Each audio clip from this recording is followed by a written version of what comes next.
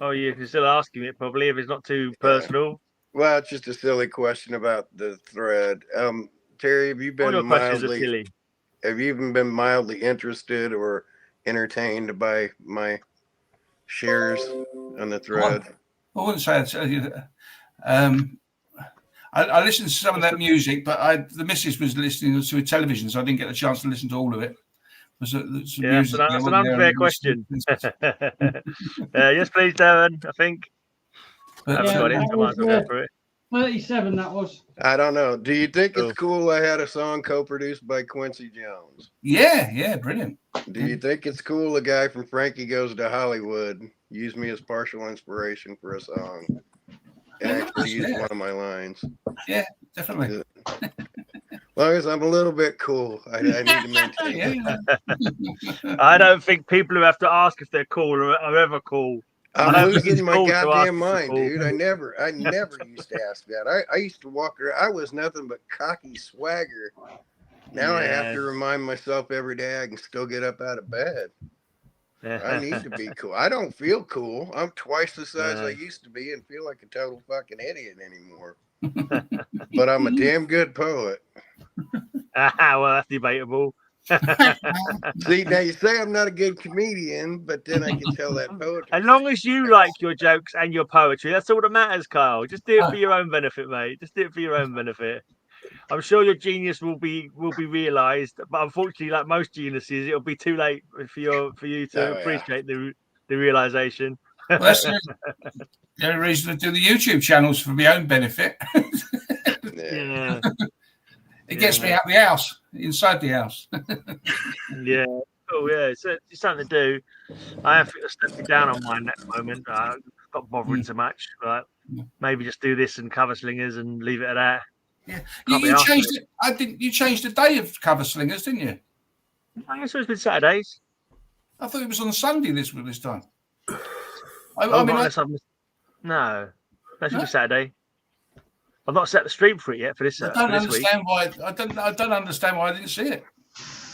Oh, you missed it last week. I missed it. I don't know. And once you're saying that, that was when I was in hospital, wasn't it, silly sod?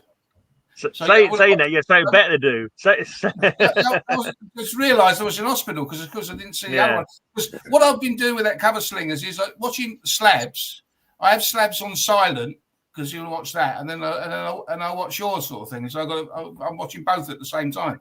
Oh, are they on at the same time? Are they? Yeah, slabs is. Well, it's half an hour. It's half an hour earlier. Half an hour earlier. Well, only slabs. I didn't realise. Half an hour. Half an hour. The trouble with half an hour of early slabs is them introducing all the chat, so they barely get onto anybody showing any covers until your program starts, or the other way around. I can't remember which way around it is now. One's half an hour earlier than the other, anyway. Oh, I didn't know that. I've never watched it. Never watched Only Slabs. How are you today, Mark? I'm good, thank you. Good. So who won I get bored when they show the same old, but it's when they can show all the old EC covers and stuff like that. That's what I like. Yeah, the sort of stuff that Alan shows with with Mark show. Did you get confused, Mark, this week with Alan showing last week's episode? I'm pretty honest. I'm bloody sure I've seen this before. He's not been himself since he had that car crash. No. He's still suffering from concussion. Yeah, it surprised me. Yeah, no. I remember him saying that before. Is this a repeat? And then I turned over to watch yours and I thought, no, that is a different episode. So I went back to that one, and then I put a note on it. I said, "Are you sure this isn't last week's?" He said, "Thanks for telling me."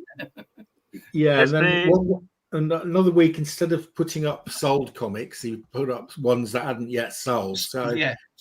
Well, that was the repeat. That's what. Oh, he actually repeated. That's the one he repeated, wasn't it? Yes, yeah, that's the one he was repeating.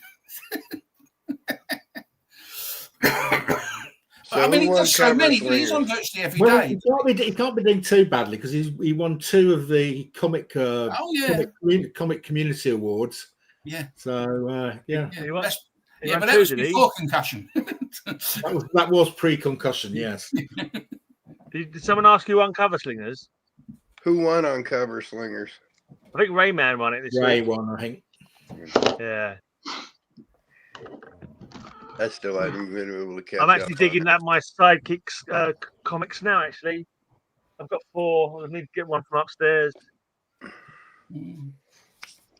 Is Bill coming on today? If not, I'll send a link to Tempest.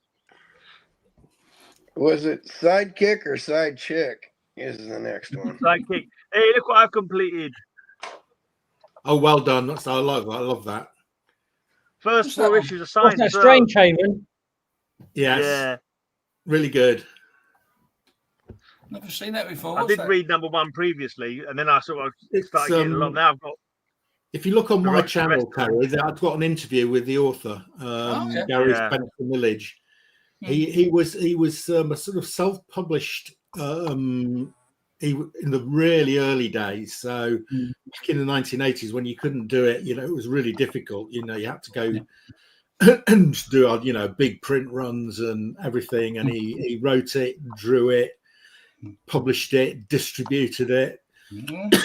Didn't this 12-issue run take 10 years or something like that? Yeah. So the first 15 issues, I think, took 12 years. There was no regularity with it at all, because he was doing everything. How many issues are there of it? I think because it goes on. I think there's about 18. Oh, sorry, I thought I had all of them now. I haven't. Then I've got 12. No, it's more than 12. We're talking Strange Haven still. Yeah, it's carried on further. Oh, bugger. For some reason, I had in my head there was 12 issues. No. Oh well. Actually, hang on. There's more than 12. 18, Gray. 18, is it? Yeah. Oh, well, 18. There's 18 in the version that he did, but then he carried on. So it's only just finished. So he didn't self-publish anymore. He did it for a production called, I think it's called Meanwhile. So it's in an anthology magazine called Meanwhile. So literally, I think it's just come to the finish. So since he started in about 1980, it's taken 44 years to finish the storyline. Right. Well, that's patience and persistence. I can't believe that. I thought it was. I don't know where I got 12 from. I don't know where you got that from. His artwork gradually improves. It's sort of photorealistic artwork. It's really, really good. Very time consuming. But yeah, and you can get them for nothing. Yeah, not expensive. Don't know why I had 12 in my head though, because I'd written down the list 1 to 12 what I needed. So I must have got 12 from somewhere. And the guy I bought them from, he had 12 issues, the first 12 issues. And that made me think it was only maybe when you started collecting them, there were only 12. And he bought out 6 since I wrote them in down. the last 20 years, he put another 6 out. Maybe. Let's have a look. Between number 12 and 13, there was about 2-year wait. Yeah, there was a big 2001 was number 13. 1999 was number 12. The last one came out in 2005. So what's he been doing for the last 19 years? He's a graphic artist, so he couldn't make any money. He couldn't make a living out of comics. So I think he's a graphic designer. But he carried on. Alan Moore book that he did. Yeah, he did an Alan Moore book, I think in around 2000, 2003, something like that. He's a good mate of Alan Moore's. So yeah, he's an interesting guy. He's a bit weird. I thought the gap. I thought the gap. I don't know the series Ant. I thought the gap between issue 11 and 12, which was 15 years, was low enough. Because the guy he went to prison or after issue 11 and he never completed the story. And then Image bought the rights to it so they could finish the story off, but like 15 years later. Didn't they change the sex event as well? Was it not, no, she's always female. It's always female, was it? Okay. What did he go to prison for? Do we know? Him, I think it was drugs, all sorts. I don't know for sure. But he was. But once they then decided to. Eric Larson decided to bring out another 6-issue miniseries. But all he really did was copy the 12 issues. Okay. I mean, even to the fact of he redrew stuff, but even the frames were virtually the same. But he managed to turn these 12 issues into 6. I'm absolutely terrible for getting my tea. I'll have a cold cup of tea here. But they were supposed to be doing another series, but that's not reached fruition now. And I mean, that's nearly 3 years ago now. So I can't see that happening. Strangehaven did get optioned. When I interviewed Gary, it had been optioned, but that was about 3 years ago. So I presume nothing came of it. Yeah. So many things get optioned and never get used. No. Yeah, but say sometimes, I mean, what's it got optioned, didn't he, with Stephen King option Richard Osman's first book, and they've only just made that. They've only just made the film, and I mean, the first book came out 4 years ago. So yeah, that's pretty quick though. That's very quick for Hollywood. Quick. Yeah. The first book came 4 years, and there's already a film in the making. That's really quick. Yeah, they've already made the film. They've already made it. And my Lisa loves them books. I don't think it comes out until next. For some unknown reason, I don't know why. I think it's next December. It's coming out, which is strange to me because I mean, it's not as if it's CGI film or anything like that. So why they've got to take a year to do that, I don't know. And as well as that, the actors in it are pretty old because they're based on the actors in the book who are in their 70s. Yeah, which sets an old people's home. Yeah, that's right. Yeah, and so they've. So it seems a bit weird to me that they're leaving it so long because there's a good chance that one or two of those actors pop off. Yeah, but if one of them dies, that's going to be good for the movie, isn't it? They'll be able to. They just wrapped up. Have you read all the books, Mark? I read the first 3 and thought they got a bit samey, so I stopped reading them. Yeah. Well, they say his latest one is a difference. Yeah, because they were getting too similar. I got a bit bored by the end of the third one. Yeah. They just wrapped up shooting Neil Gaiman's latest project. That should be out in about a year. What's that, Kyle? I don't even remember the name of it off the top of my head. They did a bunch of. Hasn't he been cancelled now for being a bad boy? Recently. So he's getting that way. Yeah, I thought he already did some controversy recently. Yeah. Well, we'll see. But he's already all over the airwaves, so does it really matter? I ask you. When's the new Lucifer? Is it not Lucifer? The other one, Sandman. When's the new Sandman series coming? It's I out. haven't heard a word on that yet. Oh, the new season. Yeah, second series. I liked the first season, and I also kind of liked Dead Boy Detectives. That wasn't bad. Wasn't there some problem with the what's the Good Omens show that he was involved with? Because I thought didn't they end up kick him off the production or something weird like that? I don't know about that. But that Dead Boy Detectives was nothing like this comic book, was it? No. Well, there was two dead boys. There was two dead boys. Yeah, but they were virtually men. They were virtually men in the TV show. They were boys in the comic. Yeah. No, but you know what? It was faithful enough that I wasn't disappointed, and I expected to be disappointed. Of course, I didn't remember the comic enough for it to matter. I enjoyed the show for what it was. I couldn't remember. I knew they weren't the right age, but it was like, I mean, a program like that, not going to have two 6-year-olds doing it, are they? I wouldn't have thought. No, but there were about 12 and 13 in the comic. Oh, I think they turned into 16 and 17-year-olds to appeal to the teen demographic. Yeah.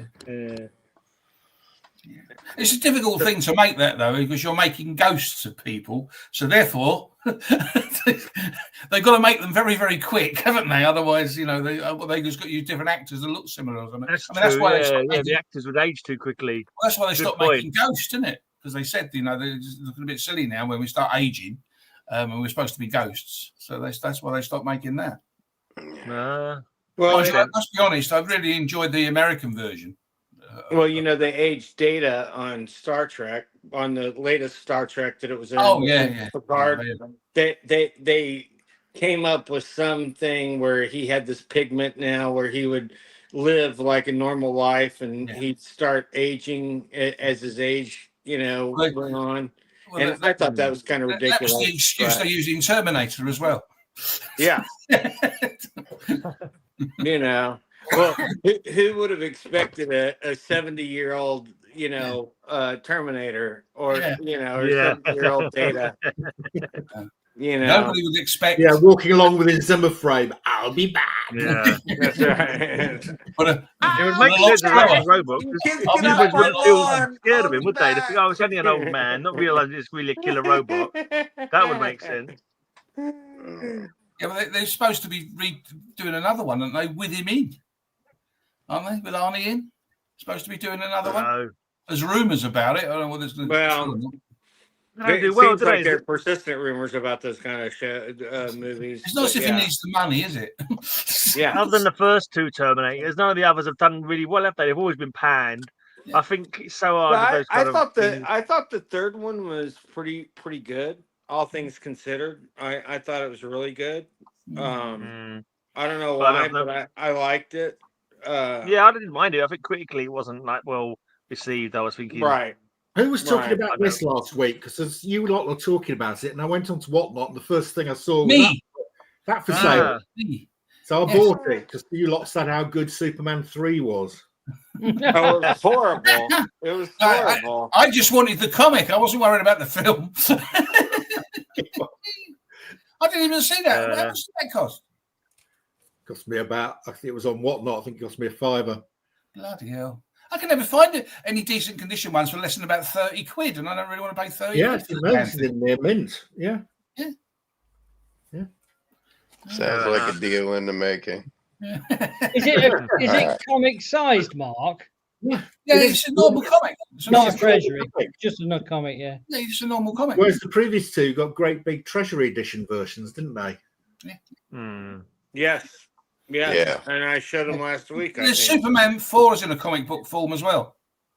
Is it? Okay. Yes, comic book form. But it's a normal comic book size. Yeah. I think, or is it magazine size? It's not treasury size. No, Superman 4 is definitely. But I've got Superman 4 in the comic book form. It is comic book. Yeah, okay, comic book. It's in the same comic book form as 3. Yeah. Did anyone watch any good horror movies for Halloween last week? I have a couple go-tos. I really enjoy Children Shouldn't Play with Dead Things. I haven't seen that. If you've never seen that, you owe it to yourself. Yeah, it's on YouTube. But the guy who directed it went on to direct a slew of huge movies after that. But this is one of his earliest movies, and it's terrific. It's one of the best zombie movies I've ever seen. Okay. So it's one of those ones I've heard the name, but I don't think I've ever seen it. 1971, I want to say. All right. Does anyone know if Superman Lois TV show is any good? Yeah, I think it's okay. Yeah. The last season I've seen from it looked good. I think the last season is on in America, but we haven't seen it here yet. Yeah, I have not started watching it yet. I need to get the CW app on my phone to be able to. They've got a neat little take on Bizarro on that. Yeah, and I really like the guy that they chose to be Lex Luthor. Yeah, he's actually an excellent. What channel actor. is it on over here, Terry? But well, on here, I mean, the only time I've seen it, it's only BBC suddenly show it. Okay. Yeah, but I mean, season 3's been on here. I shouldn't think it'd be long before season 4's not on. I think it is streamed on some channel or other. The BBC show it. They usually they also put it on once episode 1's on. You can watch all of them. I don't know how many. At some point. But it's a shame they've gotten rid of all the DC shows. But they all time themselves out. So yeah, they all glorified soap operas, weren't they? Really? Yeah. Well, they were. And they got. Well, what are comic books, Terry? Well, yes, true. It's true. But there was a lot of it. I mean, I stopped watching Flash, and that started boring me to tears. It was all Flash. Yeah. Flash got flat after maybe the 5th season. Yeah. I stopped watching it. Stopped watching it after about the 3rd, 4th season. Yeah. So, that really upset me because it was on such a great after the Crisis on Infinite Earths arc. It went straight downhill. They did a good job with that. They did an excellent job with that. I thought they couldn't have done. I don't think they could have done a better job. Honestly. Have you ever seen that, Mark? The Flash TV series, no. Right. Oh no. They had an story arc which was Crisis on Infinite Earths, and it was very similar to the real to the miniseries. So they were quite serious. And there were so many characters they brought back, and different characters from years and years ago. They had the original Flash from the original Flash TV series. They had originals like the Michael Keaton Batman and a number of other a number of other Superman and all the rest of it, didn't they? They had lots of different things. No, I'm not right with Michael Keaton, but they had a number of actors coming back and playing. I mean, you even had the original Robin. Yeah. He also had Kevin Conroy play Batman for the first time in person rather than just a voice. Yeah, they had a number of them. And he died. I went to Batman exhibition in London this week. You are? Yes. No, I went to the Batman exhibition in London. How was it? It weren't bad. But if anyone's planning on going, make sure you buy tickets online in advance, because you buy them on the door. It's ridiculous, to be quite frank. Couldn't believe it. How much? It was like 24 quid online. I forgot to get them online. We went there. Two people would go in, 71 quid. Bloody hell. I was like, what the fuck? 35.50 they charged on the door. And I was like, someone mentioned Crisis on Infinite Earths. Yeah. Got Crisis of Infinite Climaxes here, if anyone's interested. Oh, that's bad. It's the Money Shot comic. It's all about having sex and having sex with aliens or something. Yeah. Very weird. Very strange. Hey, I don't want to even get remotely somber, but since things have been so fluid here, and time is short, and Mark will be buggering off here in a minute, I wanted to let you guys know, if any of you want to say something here, or if you want to include a message or anything like that, I'm going to see my mom tomorrow morning. So if you guys actually want to say something, if you want to blow yourselves up and just say a hey message on here, I'll pull it up and show Mom tomorrow if you want to. But sure, I'd love to say something, Janet. We truly love hey, you. hold on, just so I know this is going on. Yeah, blow him up so I can just jump straight to this for her. Okay, Janet, we truly love you. We're praying for you, and we want you to know that you're in our extended family, and our heart goes out to you, and hope that somehow by some miracle we can get through this. But we love you very much. Thank you, Bill. I think that sums it up for everyone. That was an amazing speech. Thank you. I'm not trying to make light of it. I'm just like, I didn't know what to do, and it just kind of poured out. So yeah. Well, blow yourself up, Gray, because you're her favorite. So Gray is her favorite. Yeah, real good. Well, she's got some failings then. Have you cut yourself? No, she likes the handsomeness one. That's what it is. She likes the handsomeness one. Yeah. I was gonna send my love. Thanks for watching the show and supporting the show and being a new mum for me. Thanks very much. And I don't know what do you say in these things. Anyway, let's give you a kiss.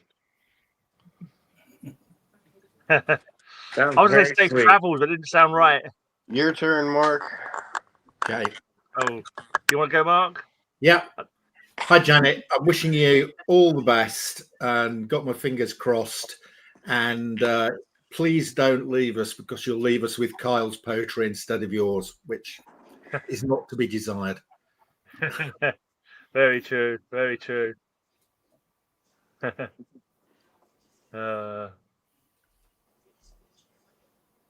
You got Whatnot tonight, Mark? Yeah. You bought anything new this week? Yeah, there was an auction in Warwick. So there's a guy, Darren and I both were watching an auction of 3 or 4 months ago, Darren? 4 or 5 months. Longer, 6 surely. months ago. You know, when Darren delivered some comics to me and arrived in my on the show. So that was the first time these comics had started. They came from a big retailer. It was near Manchester, I think. Liverpool. But Darren and I worked out I found an obituary, so he died, and obviously his whole all his comics were obviously left to someone. Yeah. Who obviously lives near Warwick, we worked out they were his comics. So this is about the 4th time they I mean, there must be. I think when you talked to them, Darren, they said they'd got a whole load to go. Oh God, yeah. They said that that first time, Mark, there were like thousands. There were like so many. Yeah. And I went there and I was chatting with them, and I said, "Oh, have you got any more of these?" And they said, "Oh, this will keep us going for a good year. This is only probably," and they looked at each other. At the maximum, this is 25% of what there is. Yeah. So this is. I think I missed one when I was away. I bought the second one, and this is the 4th one. So I bought a fair amount because they're in fantastic condition. They're just, he was a real stickler for condition, and they're sort of. Although you and the problem was a few people had caught on, Darren. Some people had twigged, and there was some of the golden age stuff that was for sale just went out of my price range. Wow. Yeah. I mean, because we were chatting about why would he choose that particular auction house. Well, he didn't. You think it was just proximity? Yeah, I think it's whoever's inherited them. Oh yes, of course, yeah. Lives near Warwick. Unless, right, so I one day I will die, one day everybody dies. So I'm thinking about what to do with the comics when I'm dead, what instructions to leave to the family.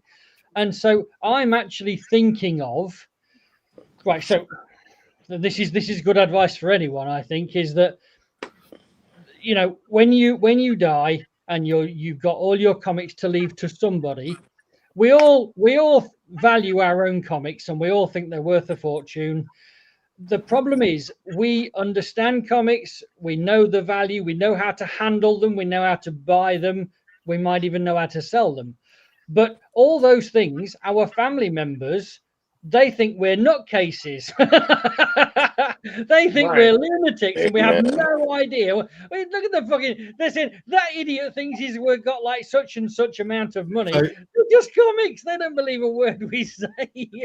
So Darren, actually, I've been meaning to talk to you about this, so I'll ask you now. Is what I want to do is to nominate somebody who will act as an advisor to my family if I go. So I'm hoping you're going to agree to do that. I'll put that, probably put something in writing. So if you're willing to do that, because you've got 10 years, you're 10 years younger than me, I'll probably go first. And then if they want any advice, I'll say to them, look, before you do anything with these comics, you need to talk to Darren, get him down, and give you advice.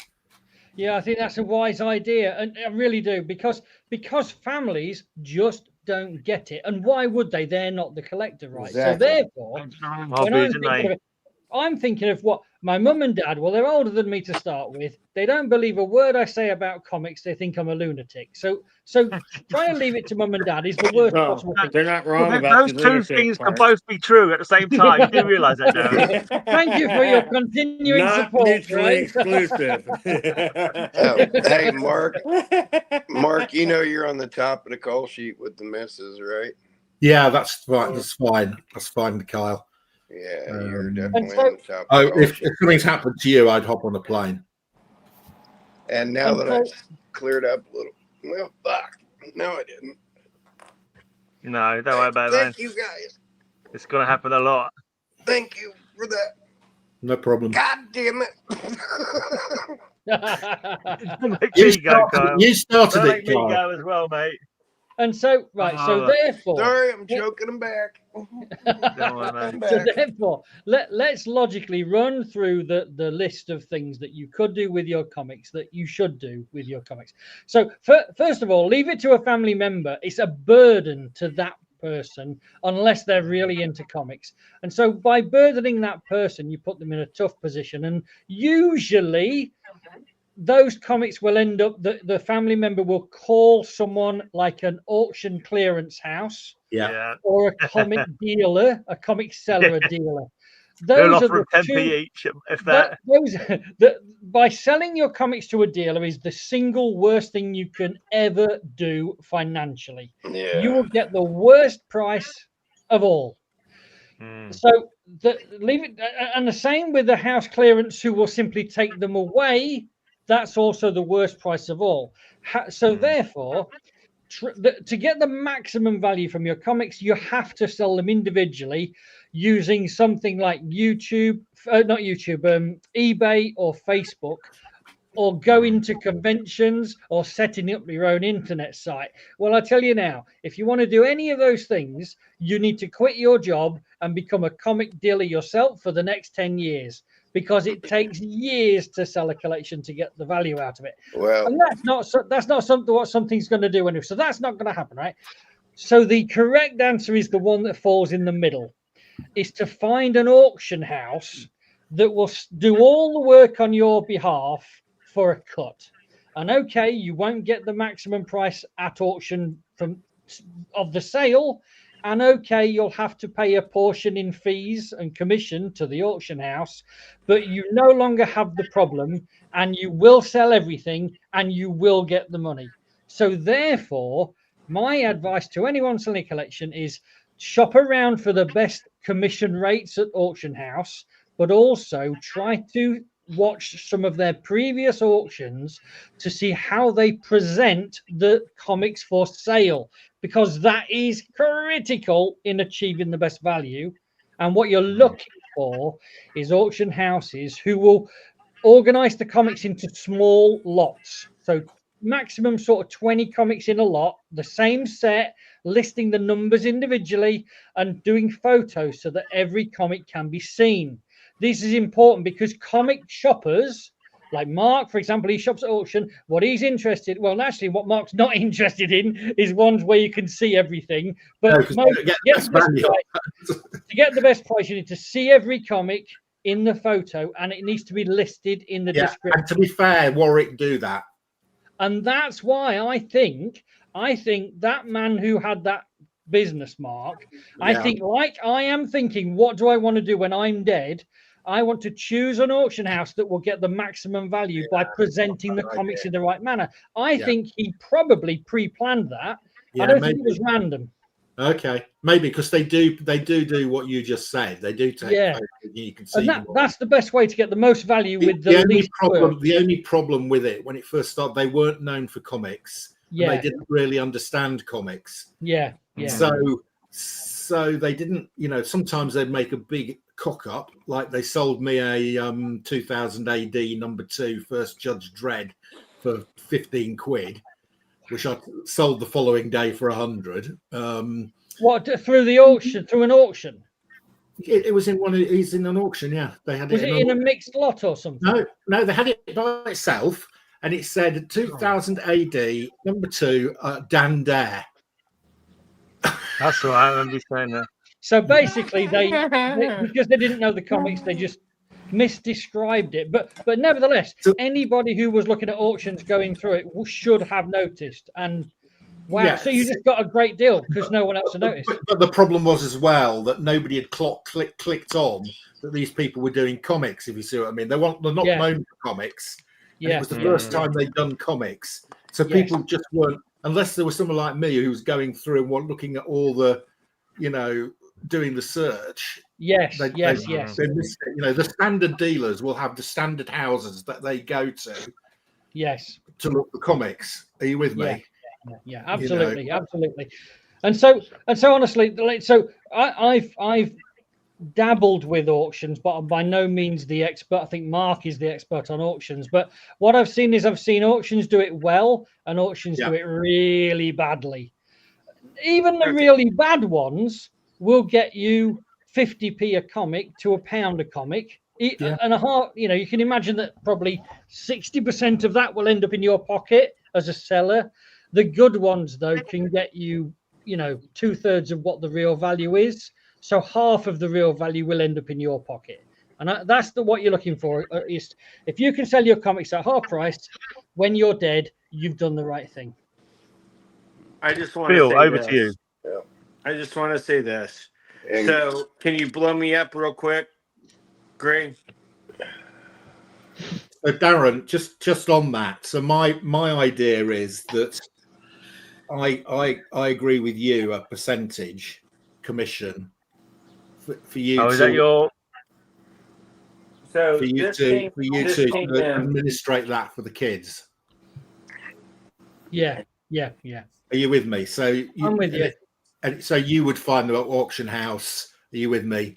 Yeah. They take their cut, but you'd then take it. You take it then 10% or whatever for organising it. Okay. All right. Yep. No problem. Is that your comic auction there, Bill? Yeah. Can you blow me up for a second? I want to show you. Oh, I've got that. They sent me one of those. Did they? Well, yeah. Look at this. Is that your? Oh, that's yours. Yeah. Hold on a second. Let me do this the natural way rather than trying to do it over my shoulder. From the Purple Haze pedigree? It's the Purple Haze pedigree, indeed. With a free ring pull. That's right. Yeah. Can you see that? Is that a good? Yeah. Better the other way. And then just turn it straight up.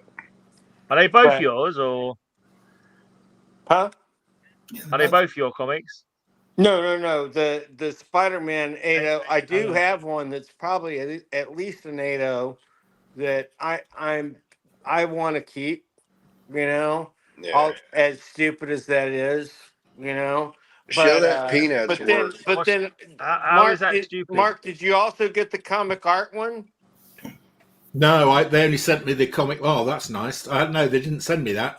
Okay, so my Peanuts piece is in here. Nice. And four other pages four other. How much is they? How much? What valuation are they putting on the? What sort of estimate do they put on the Peanuts? They didn't really put a valuation on it. Show that Peanuts page. Hold 1 second. I have to find it. And Peanuts. Okay. No, I said Peanuts. Hold on, man. We're getting an upskirt here.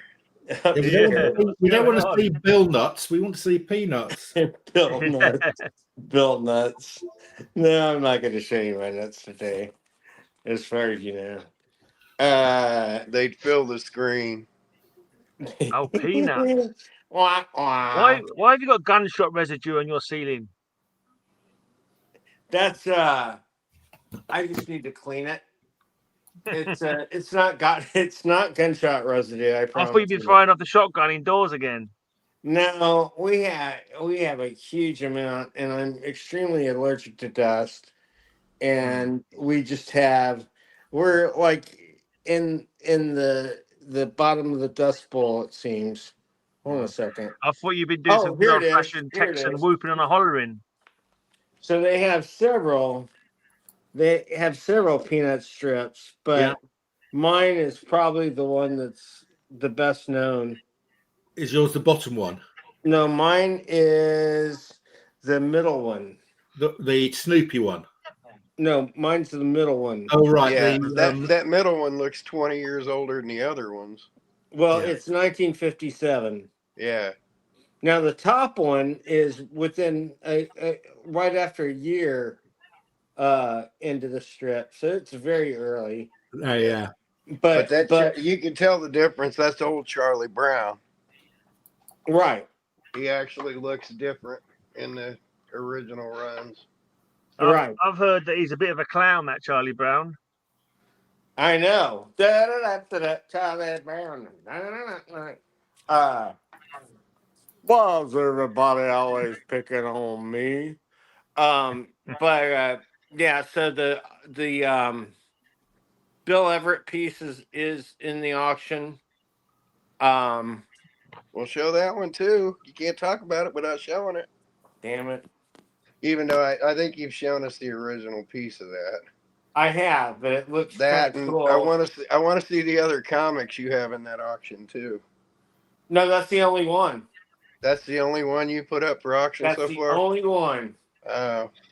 Well, geez, man, you just come with something so weak. I mean, come on. A 6.0 AF-15, come on, man. Dude, that's considered the second most desirable book right now. Yeah. First is always going to be Action 1. Yeah. Yeah, You'll get at least 20 quid for that one, mate. I'm at least sure. with Amazing Fantasy, there's a realistic way of possibly having one, but Action 1 is a different matter entirely. So, Bill, if you only get 50, we're all going to cry. If you get 80, we'll all be very happy. Well, there's already a bid on it, you know. Darren, what is it? What is it as of now? 70,000. Oh, well, fine. That's yeah. Yeah. 70 was where we thought it was going to go, Bill. So that's really good. Oh no! You'll probably get it's to 100. How long has it got? How long? It's got 16 days left. At 6.5, their estimate is 104 to 130. Yeah, my guess would be 115. Did you work out if you needed this one yet, Mark? Providence 12. Yes, I do. Okay, so I remember to bring that to the Mart. Bring it to the Mart, yeah. So in the description of the auction on beneath the photos of the item for sale, in the description it actually lists Overstreet figures, rightly or wrongly, but the 6.0 value is about $60,000. An 8.0 value is $171,000. So it should fall somewhere in the middle of those, probably about 100,000. Hey, but Mark and Alan are total experts on the values of CGC keys. So no matter what the Overstreet guide says, Mark's going to tell you where it's going to end up. One sold in the same condition, I believe. Whoops, there goes my phone. I believe for 120, something like that. I mean, of course, the market's down a little bit, but I'd be happy with that. Well, I'm waiting to snipe it at the end, but I'm not paying more than 110. So I'll trade you a short box for it. Hey, Bill, you at least smelled the pages before you shipped it off. Right? Have you found another house to remortgage then, Darren? Oh yeah. Oh, I didn't even have to. I didn't ship it off, Kyle. You know, I took it there. I took it to Heritage sent it in for me. Well, that's what I said. But we don't something worth that much. I would carry it with me as well. Right? I was going to put in a bid, but I couldn't sell my kidneys quickly enough. The last time I held one of those, you would be freaked out as to how huge Heritage is. Yeah. It's like a whole block full of like industrial buildings, you know, because they have to have security and everything. It's crazy.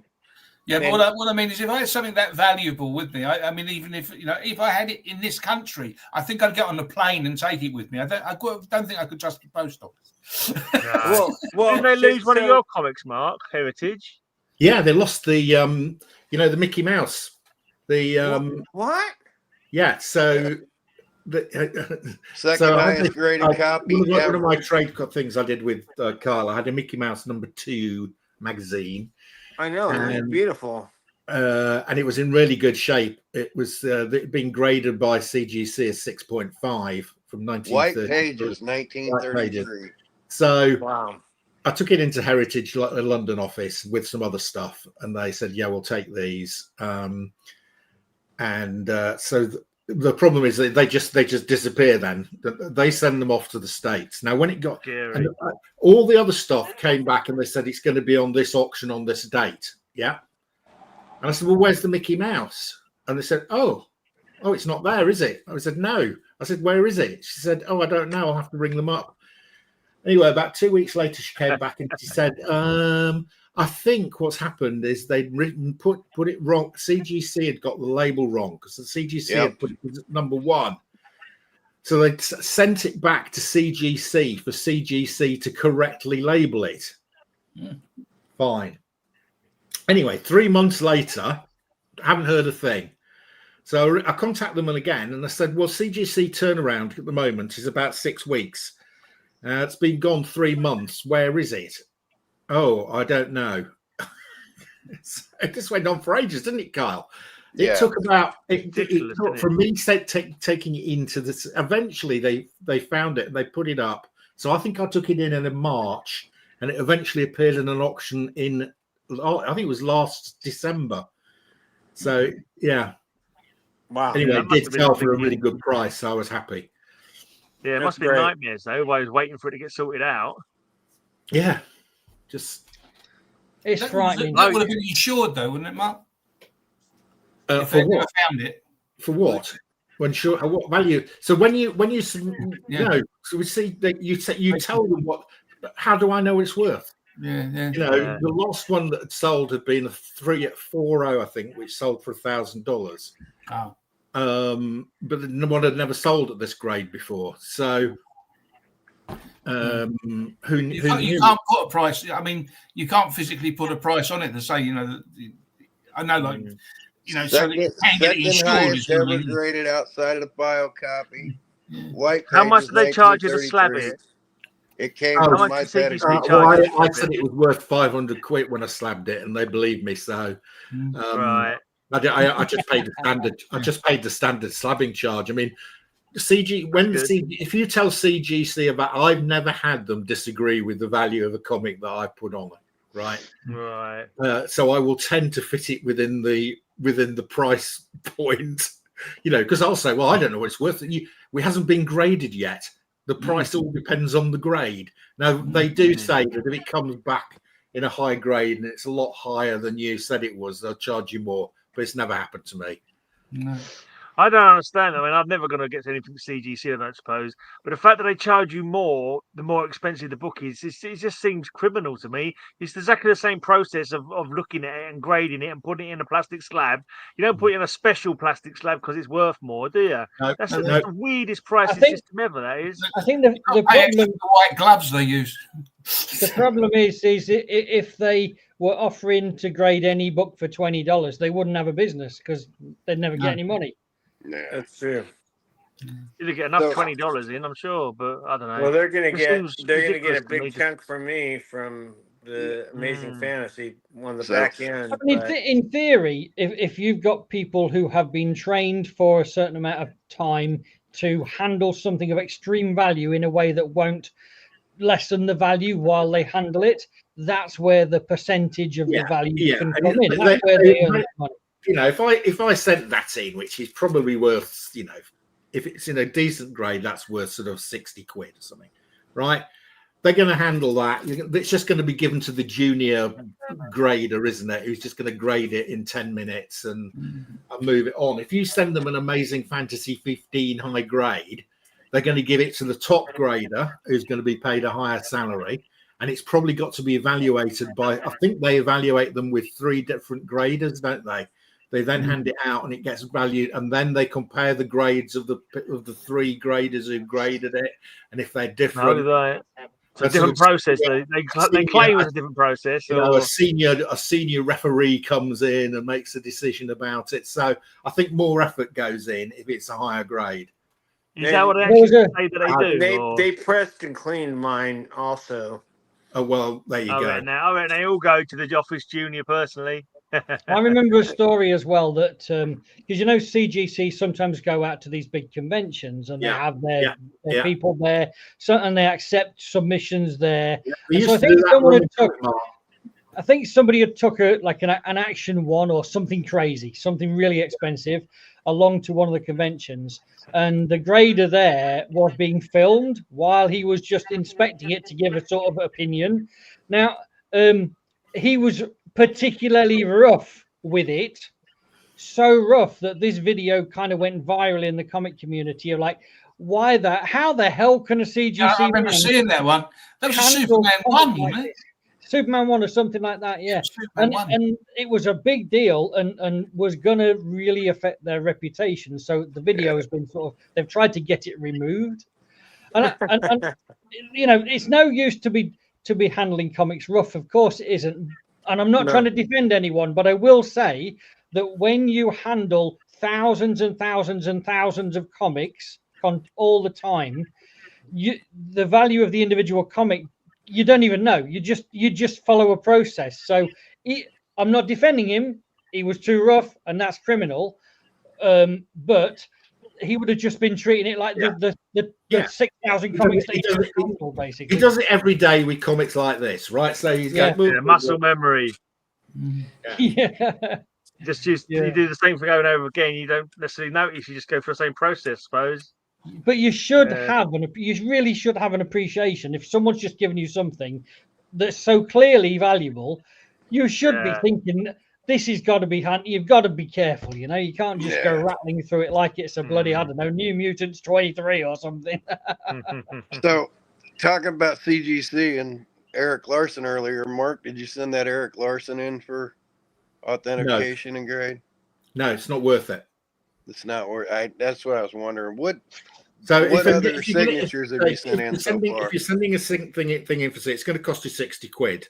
Yeah. So the Savage Dragon's worth about even in a high grade.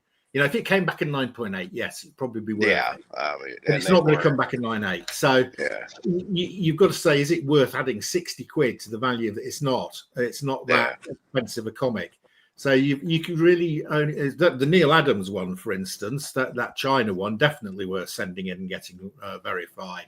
You know, even that Bernie Wrightson, the Cult #1, probably wasn't worth financially. Probably wasn't worth doing. Yeah, but I just wanted to do it because I wanted a Bernie Wrightson authorized signature. So.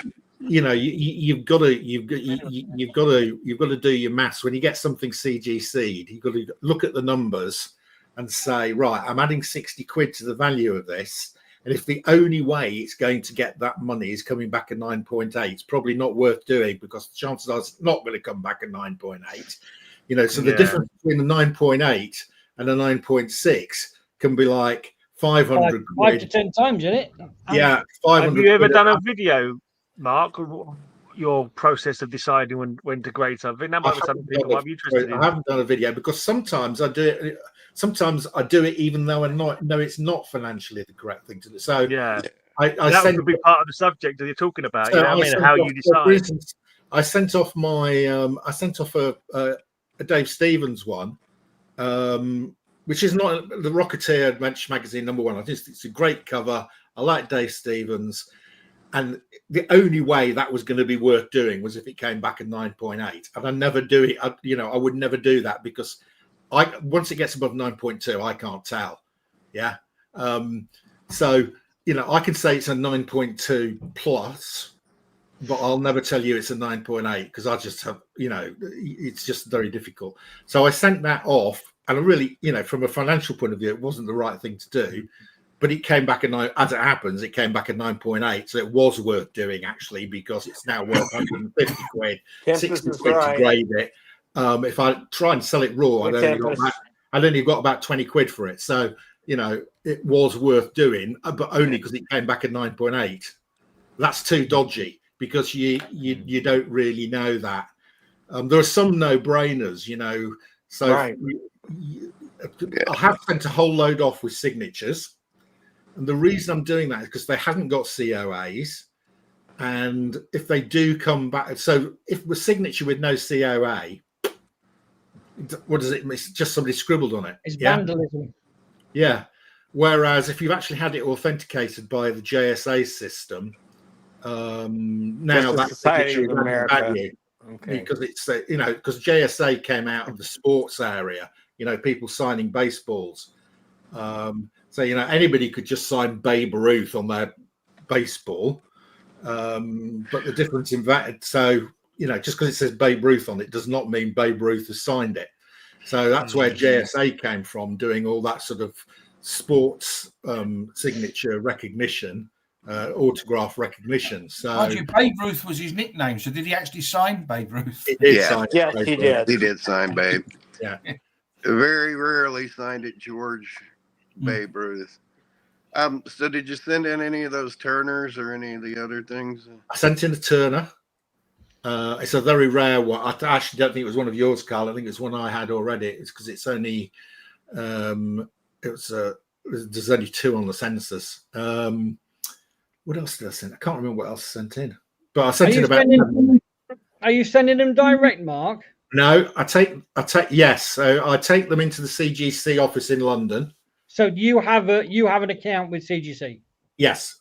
So I and I don't send them in. I drive in and I drop them off at the CGC offices.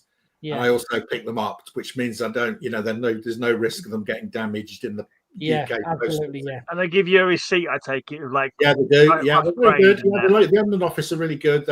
You make an appointment, you go in, you hand them over. You generally need to fill out all the paperwork beforehand online, and you take that in with the paperwork. He ticks it all off. You get a receipt. You then get an email receipt, and they disappear into the system. And then you get an email when something's happened, and then you get another email when they're back in the London office. So I've investigated doing CGC before by submitting myself. You remember I told stories in the past about how I have done a 50 submission of CGCs in the past, but I used Wolf Comics. I've talked about Wolf Comics a few times before. He's a great guy, and he's very, very good. He's very good on CGCs. And if anyone does need a few CGC submitting, I recommend Wolf Comics, wolfcomics.com. Great guy. But in the process of figuring it all out, the way I saw it was that they have different levels of sort of membership, and you join at whatever level you want to do, and that costs real money. Yeah. But that becomes a credit that you can deduct from your first. Correct. So I'm actually currently on the bottom level, which I think costs something like 150 quid, but you almost get that back immediately with your first submission. Yes. And so the way I sort of see it is, I might one day do some more submissions, and I might do it direct myself. But I want to build a stack so that I can take the biggest possible stack in to go in at the highest level to get the maximum discount and the lowest price per unit. It's a good idea to do that. I mean, some comics are no brainer. If you've got, I sent in a Silver Surfer number 4. That's the Thor and the Silver Surfer. Number Thor. You said number Thor. That's I know number 4. Number Thor. Thanks, number Bill. Thor. Too much purple haze, mate. Too much purple haze. No, it is number Thor. If you think about it. I mean. Anyway, so I bought that raw, but it's worth the 40 because it's 40 quid to grade a comic like that. So. It's worth 40 quid getting that, and it came back what I thought it was going to be, which is about a 5560. But that's a £500 comic. Whereas if I tried to sell it raw, I would not have got £500 for it.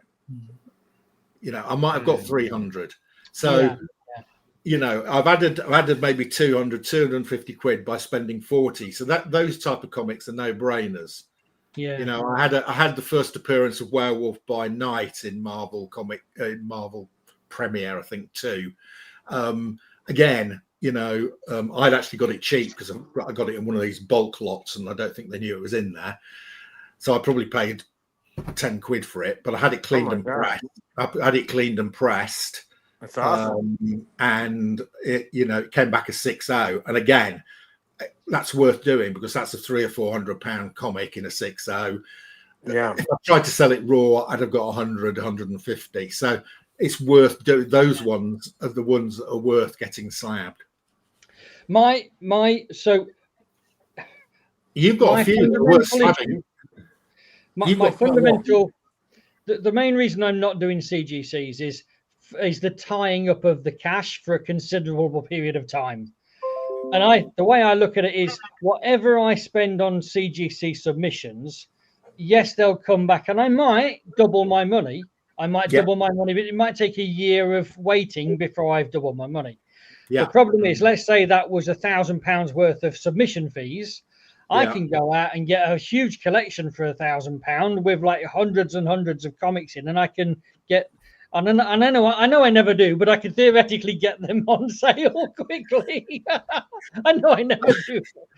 What you should have done, Darren, was do it at the beginning of the year when you started playing World of Warcraft, and then the opportunity cost would have been irrelevant. Yes, that's very true. Because when I finish Warcraft, I come back and all of a sudden there's a load of CGCs. You're right. Yeah, you're right. That's funny. Yeah. Anyway, I've got to go, guys. I've got to go try to sell some comics. See you, Mark. Oh, good luck. Have fun. See you later, Mark. Good to see you, pal. Cheers. I need to sell my comics. I've got loads to sell. I just never get around to it. How are you selling yours, Gray? I'm not. How will you attempt to sell yours? Oh, Facebook eventually. I'll post them up on Facebook. Yeah. Yeah. I just because I'm like Lisa's a lot, so I'm a home couple of, because I'm officially a carer. Although she's not too bad. She's I've got loads that Mark's given me, loads that you've given me, I think, as well. Loads I've sort of picked up here and there. I got like over a short box of like number ones.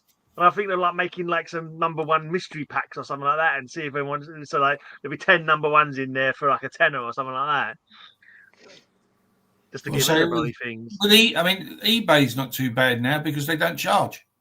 No, that's right. It's getting all the pictures and getting up there, though, isn't it? That's the thing with that. There's no fees now, so you've only got the postage. You have had the postage anyway. Yeah.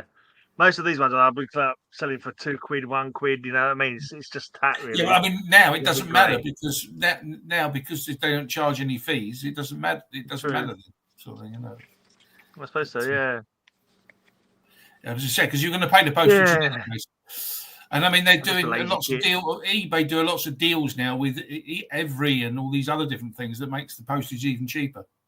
And so far, the people that I've received stuff from using that, I've actually got them quicker than I get them from Royal Mail.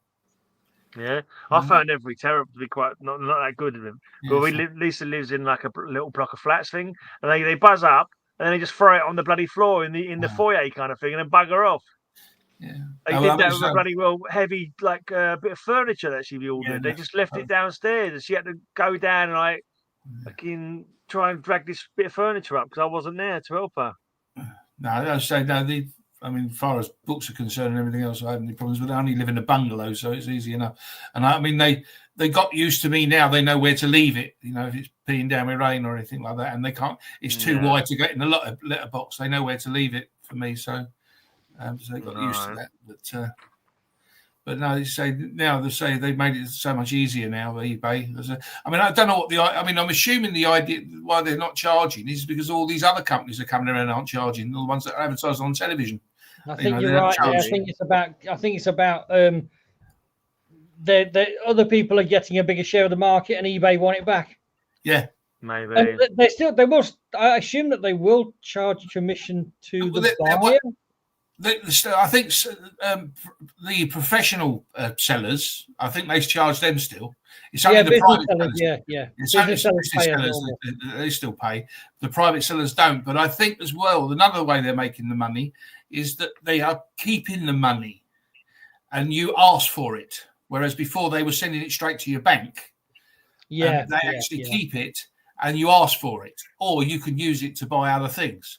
And while they've got it sitting in their bank, they're obviously earning interest, that money. Because, obviously, the 50 quid statue I sell, if they've sold 1,000, somebody sold 1,000 £50 statues, 1,000 of their customers have sold £50 statues, and they've got that money sitting in the bank, even if it's only sitting in there for a day, they'll have made interest out of it, won't they? Yeah. So, because they've got millions of pounds, sitting there, and as I said, for one day, they're still going to gain some interest.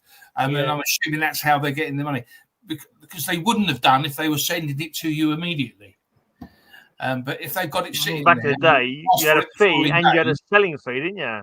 After you sold it, they took a fraction of what you sold. Oh, yeah. I mean, yeah, that's where they made their money there. But what I'm saying is they still must make money if your money is still. I mean, a lot of people might say, right, well, I buy on eBay anyway, so I'll leave the money there. As soon as they leave the money there, they're earning interest on that money. So they get their fee that way. You don't lose out, but they are gaining. I mean, that's. Otherwise, I can't see the point in it.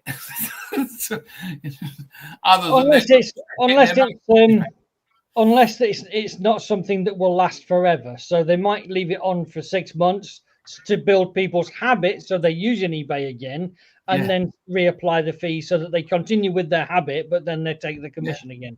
Yeah. Oh, yeah. That's a possibility. There was a long time ago. They did a 50,000 items for free listing. You still paid commission if you sold it for business users, and I took advantage of that a long while ago. I have 6,000 items on there, but it's having 6,000 items on there is such a burden from an administration point of view. And imagine how long it would take to list 6,000 items. And that's how they changed. And that's how they changed it then as well, because they changed it to 300 free listings, whereas it was only 100 before when they were charging. Now you put 300 on there free. Yeah. I mean, I should put more on myself, but I just don't get around to it.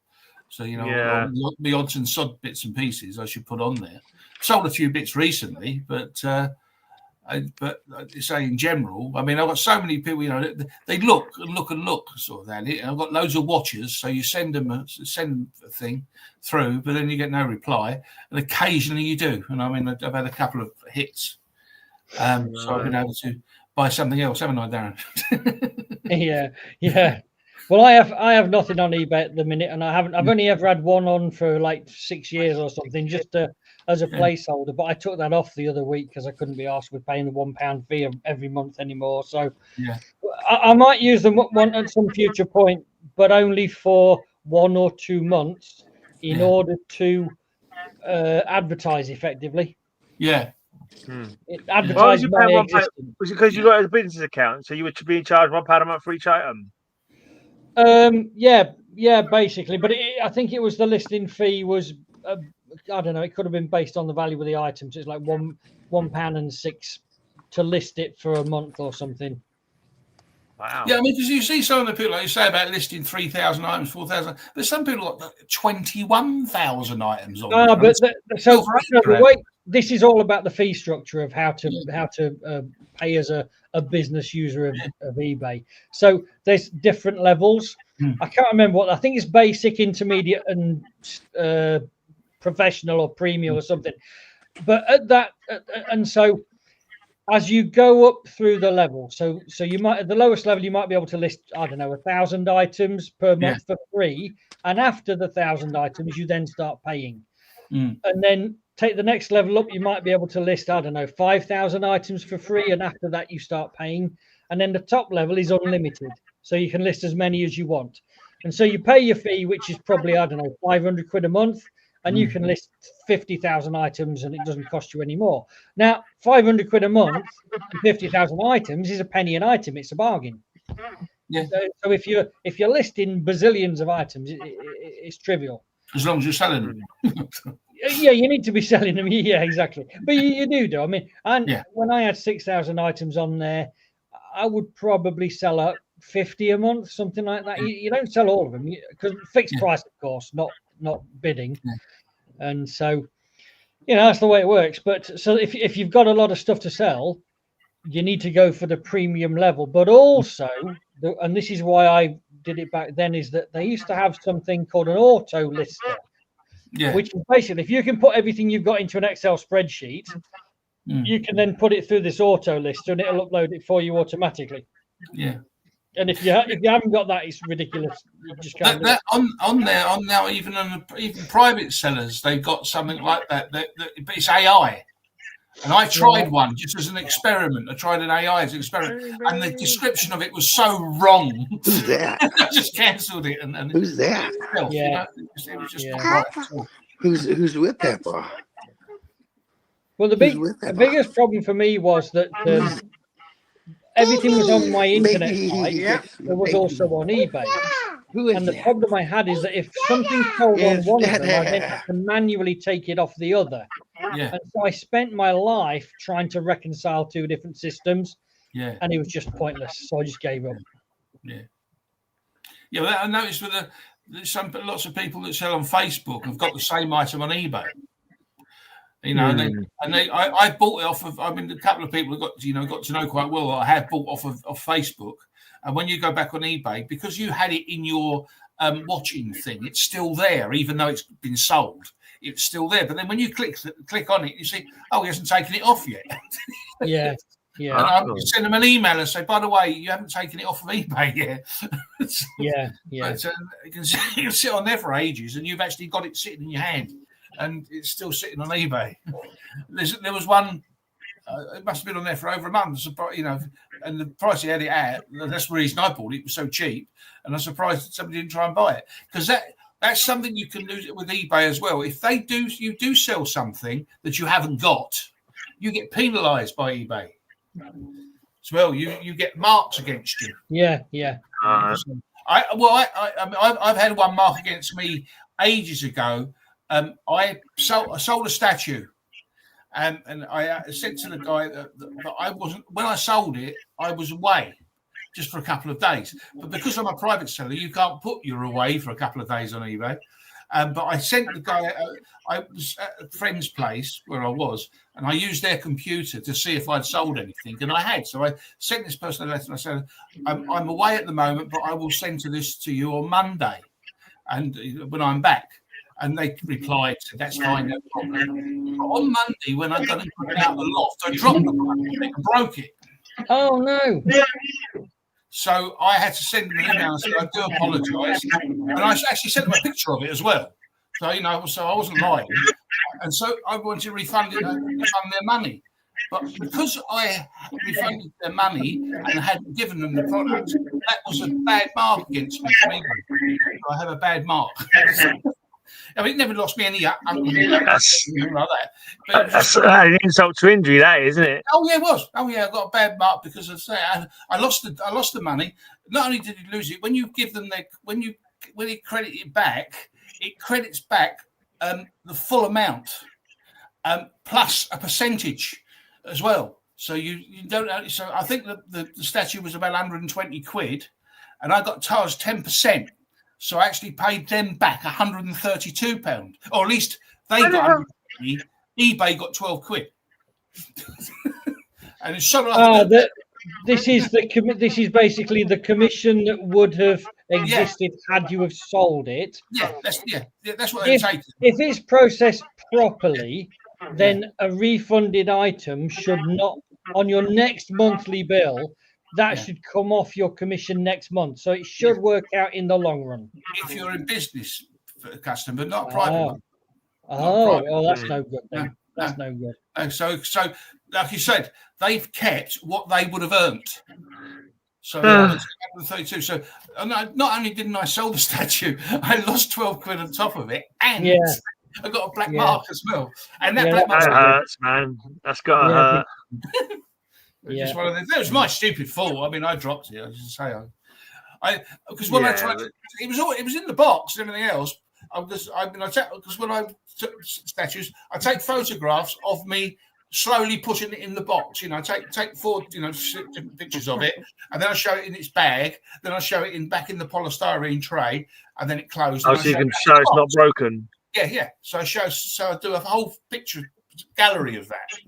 But for some reason or other, I don't know why, I came down, I took it out of the box, and like that, just take a photograph and basically do the same thing. I shouldn't have done because I'd already done it, but I don't know why I did it. I've never done it since. But I took it out, and it was on the bed, laying on the bed quite happily. What I didn't know was my there was something on my leg, on my trousers, was glue, sellotape. I don't know what the hell it was. But it stuck to the bed. And as I turned round, I pulled the sheet off the bloody bed. And of course, the statue came with it. Oh, man. I almost caught it, but not almost enough. No. And that was it. Boom. And it's always just literally broken off.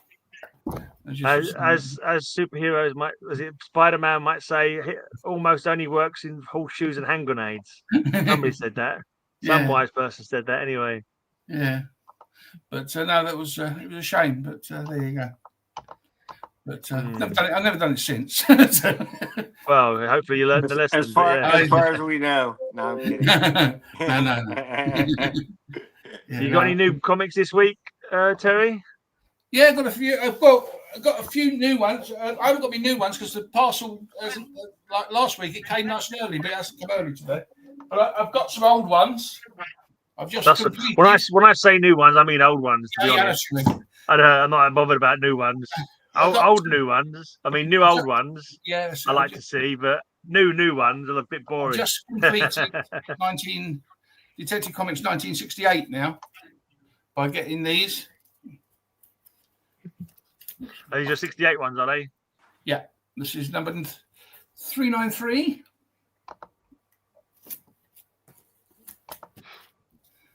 392. What's going on in the middle there? There's someone drowning in the middle. Yeah, it's a middle panel. Yeah, it's a hat floating on water. Yeah, so you don't know whether it's that guy or not. 391. What year did you say that was? 1968. I know it says 1963 on there, but it's 1968. No, but that comic is 1969. Sorry. September 1969. No, you're right. Sorry, mate, it's 1969. Because that's my birthday book, so I recognise that one. yeah. So, no, sorry, it's the Batman I've got I've now got from 1968. Yeah, and it's 390. Oh. Yeah, because I've done 1970 and 1971 on my channel, but I haven't been able to do 69 because I never had it. But I had now. 389. Then one of them expensive Joker covers. Oh gosh. 388.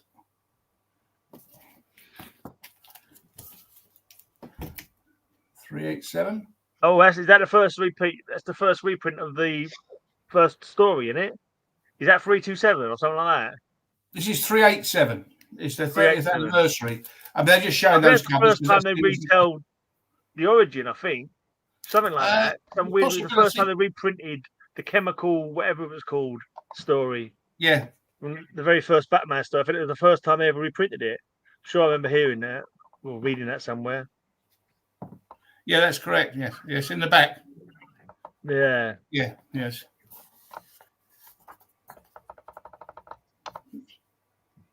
Yeah. You see it? Yeah. That's the first page, yeah. And I believe, if I remember rightly, I could be totally wrong, but the story in the front is a new retelling of that story. Yeah, that's right. Yeah, I think there's like an original story plus a retelling of the story. I remember that. I recall that anyway. What issue was that, Terry? 387. So.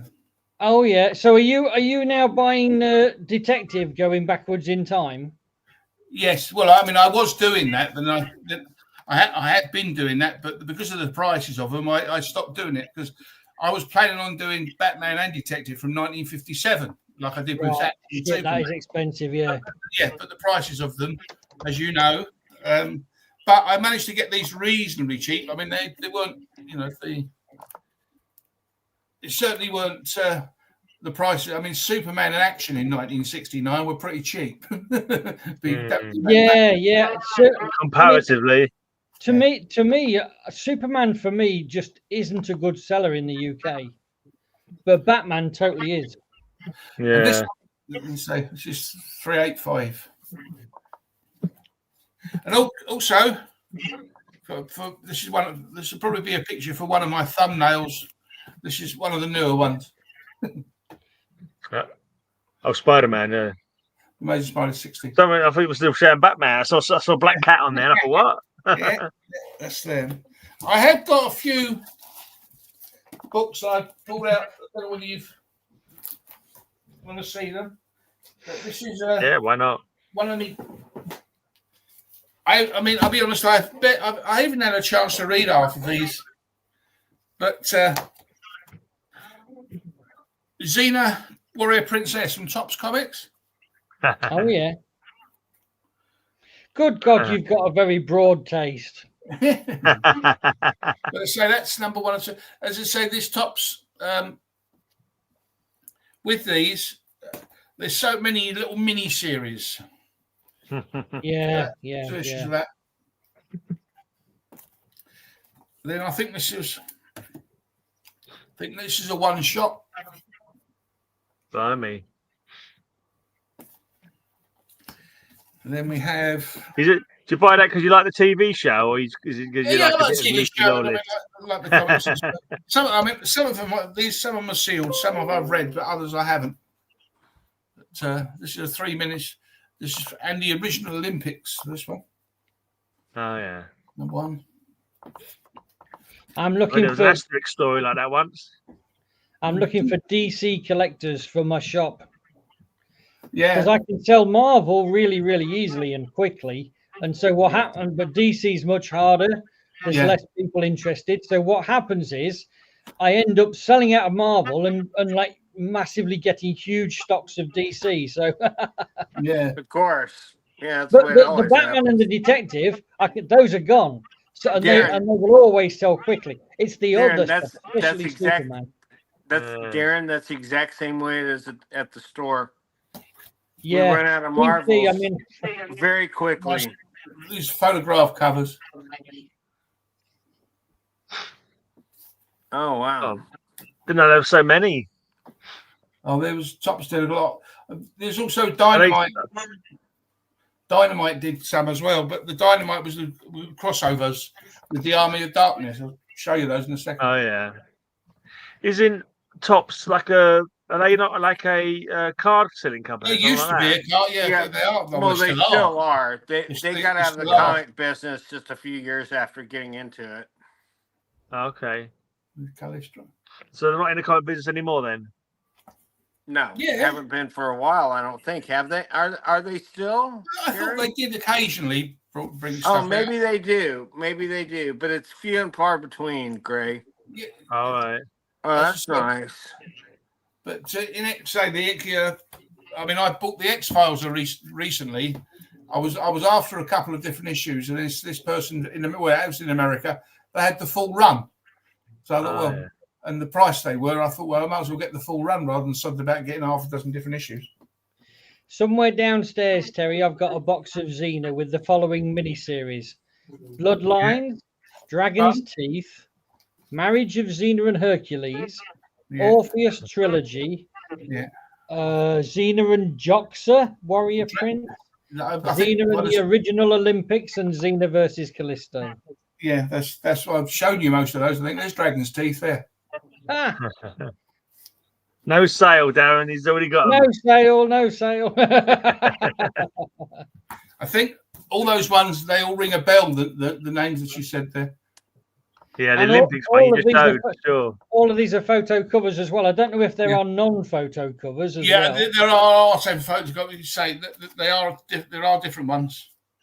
Like you say, you get photocopies and art copies. I tried to get the art copies of them, but some of them was you got one art copy and two photocopies. I'd rather have like 3 of one or 3 of these, same. So. If I couldn't get them, I'd do that. Did you say? Did you say about Xena teaming up with Army of Darkness? Or? Yeah, I'll show you that in a second. Evil Dead, isn't it? Yeah, the Army of Darkness. That's right. Yeah. Because the same actor is in both franchises, isn't he? He plays like a trickster sort of bloke in Xena, and he's also Ash in Evil Dead. He had been in Xena. Yeah, I think the actor had played there. This is number 0. I believe this was the first one that Topps did, but I couldn't be swear. I wonder if the characters that he played in each of the 2 different franchises both met in the comic book. That would be wild. Some of the covers aren't as good as others. Issue 2 is a Dave Stevens, apparently. Yeah. Is that issue 2? Yeah. That's probably it then. Yeah. What is that? Show it to me again. I missed Dave it. Stevens cover. Oh wow, that's pretty fantastic. There was, as I say, there were a number of covers of these. I mean, that's one of the first photographs I would think from the series. I tell you what, I mean, from a selling perspective, it's really difficult to track down anyone who wants to buy Xena. Yeah, well, I wouldn't know who she was. Well, it was a long while ago now. That's good decade or more ago now, isn't it? That program. Yeah, 30 years. Definitely. On that, best part of 30 years. 1997, the comics, Gray, started. Yeah. 97, you say? 97, it looks like the comics, wow. That's close to 30 years away, isn't it? The actress, she's in the what's it called? The new Orange is Black or whatever the hell it is, about prison and things. Lucy Lawless, is that her name? Orange is the New Black. Yeah, Lucy Lawless, yeah. And she was in the Battlestar Galactica remake. Yeah. Ah. Was she? She was also in Ash vs. Evil Dead as well. She played the bad demoness, the one of the Deadites from and she Ash was vs. Evil Dead, or whatever it was called. The TV she show. was one of the Cylons. She was briefly in Agents of S.H.I.E.L.D. Yeah. Right. I love her. Yeah. I think she's a fantastic actress. Yeah. And she's still rather hot. Well, she's from New Zealand. Yeah. She's from New Zealand, isn't she? Yes, she is. Bruce was all. They did two of them. Army of Darkness. Oh, Bruce Campbell. Yeah, Bruce Campbell was. You're right, Tim. Oh, that's nice. Yeah. And number 2. Army of Darkness and Xena. They did do an Army of Darkness and Reanimator as well, didn't they? I've seen one of those before. Yeah, I've got that. I've got majority of Army of Darkness stuff. I did actually sell some, and then I wish I hadn't. Darren, I tried to because the worst one to sell. I don't know whether Darren's got it. Is Army of Darkness, Jason, and Freddy. I have had that. I'm sure I have. There's two lots of miniseries. I think they were both 6 issues, and they go for a fortune. Blimey. It's weird, isn't it? What little niches you get. It's not on the top at the moment, but I could have sworn I've seen that comic, so it's either been on and sold or I've got it downstairs somewhere. But I mean, even the trade paperbacks of them go for a lot of money. Darren, we would sell the hell out of those at the store. I just wanted to say that. Yeah. You got Army of Darkness. Oh, we would sell the hell out of that for sure. Wow. Bruce Campbell is king over here. Oh, he was that guy who was in Deadpool, wasn't he? No, Doctor Strange. Yeah. Doctor Strange. Yeah. Was he? Yeah. Yeah, in the Doctor Strange Multiverse of Madness, he was in that for a little cameo. Yeah. Have you seen that one, Ray? I think so, yeah. Well, it was directed by Sam Raimi, who put in all his. Is that the one where they're fighting against Wanda? Yeah. Right. Well, in that, there's a scene where they go to one of the multiverse places, and there's like a hot dog seller, and he's the hot dog seller. Yeah. Bookseller, you say? A hot dog seller. Oh, a hot dog seller. Okay. And there's a post-credit scene where basically Doctor Strange makes him keep hitting himself like this, and then the post-credit scene is him still hitting himself. Ash, like Ash goes backwards and forwards in time and all over the place, he drags Xena with him. In this series. That's hilarious. That's the cover that's a homage to the original poster of Army of Darkness. Okay. I used to have that statue. I sent you a picture of that, Gray, didn't I? I used to have the original statue of the I think you might have done. cover of Army of Darkness. That was one of the last of the big statues I sold. Right. I actually sold that to the person that I sold the other Army of Darkness stuff to. But one of the things I sent him, I sold him the Evil Dead as well, 1, 2, and 3. And that goes for a lot of pennies as well. Okay. They've got a couple of covers of each of these. But again, this was another one where there's half a dozen covers or more. Yeah. They like their variants, don't they? Some of these little companies like their variants. I never knew you were into this kind of stuff as well. I thought you were just old DC. No, I like a lot of stuff. There's a hell of a lot of stuff I like. How many boxes you got knocking around the house, Terry? Do you know? 17. I got about 140. Was it now? I've got 44 long boxes. Wow. And about 30 short boxes, I think it is. Do you bag and board everything? Everything's bag and board. Everything's scanned. Scanned as well. Scanned everything. When you was talking about taking photographs of everything, I scan it all. And what I do now is when I put them on my eBay, I put the scan photo, but also put the real photo as well. Because you can put up 24 photos. You can put up the 24 photos on there now. Well, hold on. When you say you scan them, do you mean every page? No. Only the cover.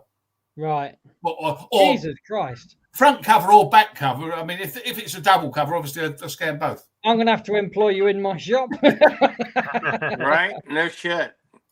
Hey, that's excellent. Number 4. And she's a bit of a deadite in this one. But yeah, no, I mean, to be honest, that's the only way I can keep control of what I've got and what I haven't got as that sort of thing is when I scan them. So that's how I... When you say you scan them, you mean you scan the cover or you scan the barcode onto an app? I scan the cover. No, I mean, I haven't got that CLZ thing. And I mean, a lot of my books, I mean, they go back before 76 anyway, so they haven't got a code on them anyway. No. But there is a way you put them on there by looking them up as well for that purpose. But no, I looked at the app once, so like literally picked up the first Flash comic I picked up, couldn't find it on there, and I went, well, this is a load of crap. And I stopped bothering with it. I wasn't going to pay for it anyway. So no, that's what. Well, that was the thing. When I saw it, I thought that's a good idea, but you can only put 100 books on it free. And I got nearly 21. Well, now I've got nearly 21,000. So I'm. Forget about that. I used to catalogue mine by handwriting. I mean, I had written all. I had files. Well, yeah. What's Bill holding up? What's Bill holding up? I don't know. Holding up the rest of us probably. Oh, that's that creepy. The new one, isn't it? I've got one of them. This isn't new. Is that an old creepy? No, this is the original creepy #1. Oh, is it? It looks really like a new cover. It looks like I didn't know that was the original one. There's so many facsimiles now, aren't there? Yeah, it's in really nice shape. Yeah. Jack Davis, who I did my panel on at Comic-Con, and so I'm working on this for a friend. I'm about to. I love blank covers. Right. I'm starting to do more of those. Bill, again. That creepy's about $250 worth. What's that? That creepy #1's about $250 worth. Oh, it could be worth even more than that because it's in really nice shape. I need to get it graded. Quite frankly, sadly. That's the sort of thing I used to do as far as cataloguing was concerned. Oh wow. Terry. That's the kind of thing I used to do. But now... Oh, shit, hold on a minute. You put loads of information on there. Have you put artists and writers? Yeah. Oh, my God. No, I used to put obviously the issue number, the date, the cover date, the title, who the artists were, and I mean obviously in this case there was 2 stories in each issue, so they on there. But I've put all of this. I've transferred to nearly transferred all of it to the computer. But I thought I was a geek. I put a scan because I scan them now. Because I can scan them, I can put the photograph by the side of the issue, and then I put the information there. And because I never used to put cover artist on here, but I put the cover artist on as well on that, plus the dates. But also now, because I've got to the stage where I'm doing this YouTube channel, I've put other information on there as well, so that I can pick that up when I'm doing my little scripts and stuff. Because you know, first appearances, second appearances, or something strange in there, and I add that to it as well. In the all right, so with Splat Comics, right? So there's stages, and so when I started out, it was just sell a couple of 100 comics for a laugh, right? And then it became get a website, and then it became get some stickers and bag and board and grades. So it's evolved, right? So one of the that's absolutely nuts what you're holding up there. That's crazy. One of the evolution points that I would love to get to is to use my internet shop. It's just D2I. D2I, that's mad. Is to import a database containing all the artists and writers and special appearances and first appearances and so on, so that when people came to the shop, they could search by artist or by character, and it would just that would be a lovely feature. But I'm a long way off yet. I mean, I'm several years away from even getting this lot on sale. Quite enough. Sayer there has said she was on Hercules and Xena for a few episodes before she got her own show. I've just started rewatching Hercules, and she's in the last 3 episodes, I believe. But what a douche Hercules became. Sorry. Yeah. But is she actually the actress, as in Lucy Lawless? Lucy Lawless. She actually does appear in the episodes of the beginning of Hercules as another character.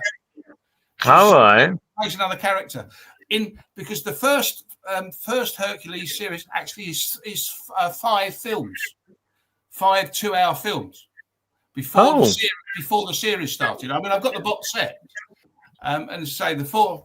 I didn't know that. Yeah, Kevin Sorbo's a bit of a knob, isn't he? Yeah, he's a knob. He's a big knob. Christian nationalist. Why has he done something naughty in real life or something? No, he's a bit of a Christian nationalist, I think. A bit right wing, kind of like. He's a white nationalist. He feels like anyone of ethnicity should leave the country or something like. I shouldn't say that, but I have heard rumors like that. That's just too. I've got that. I'm not saying it for sure. I'm just saying maybe. So the first 3 discs in this set are the 5 films.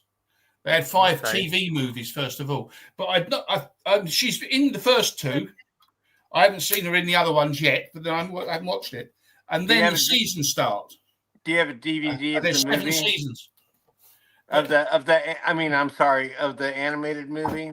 No, this is all No, they're all movies. They're just TV movies. I'm asking you if you have a DVD of the animated movie. No, I haven't got the animated series, no.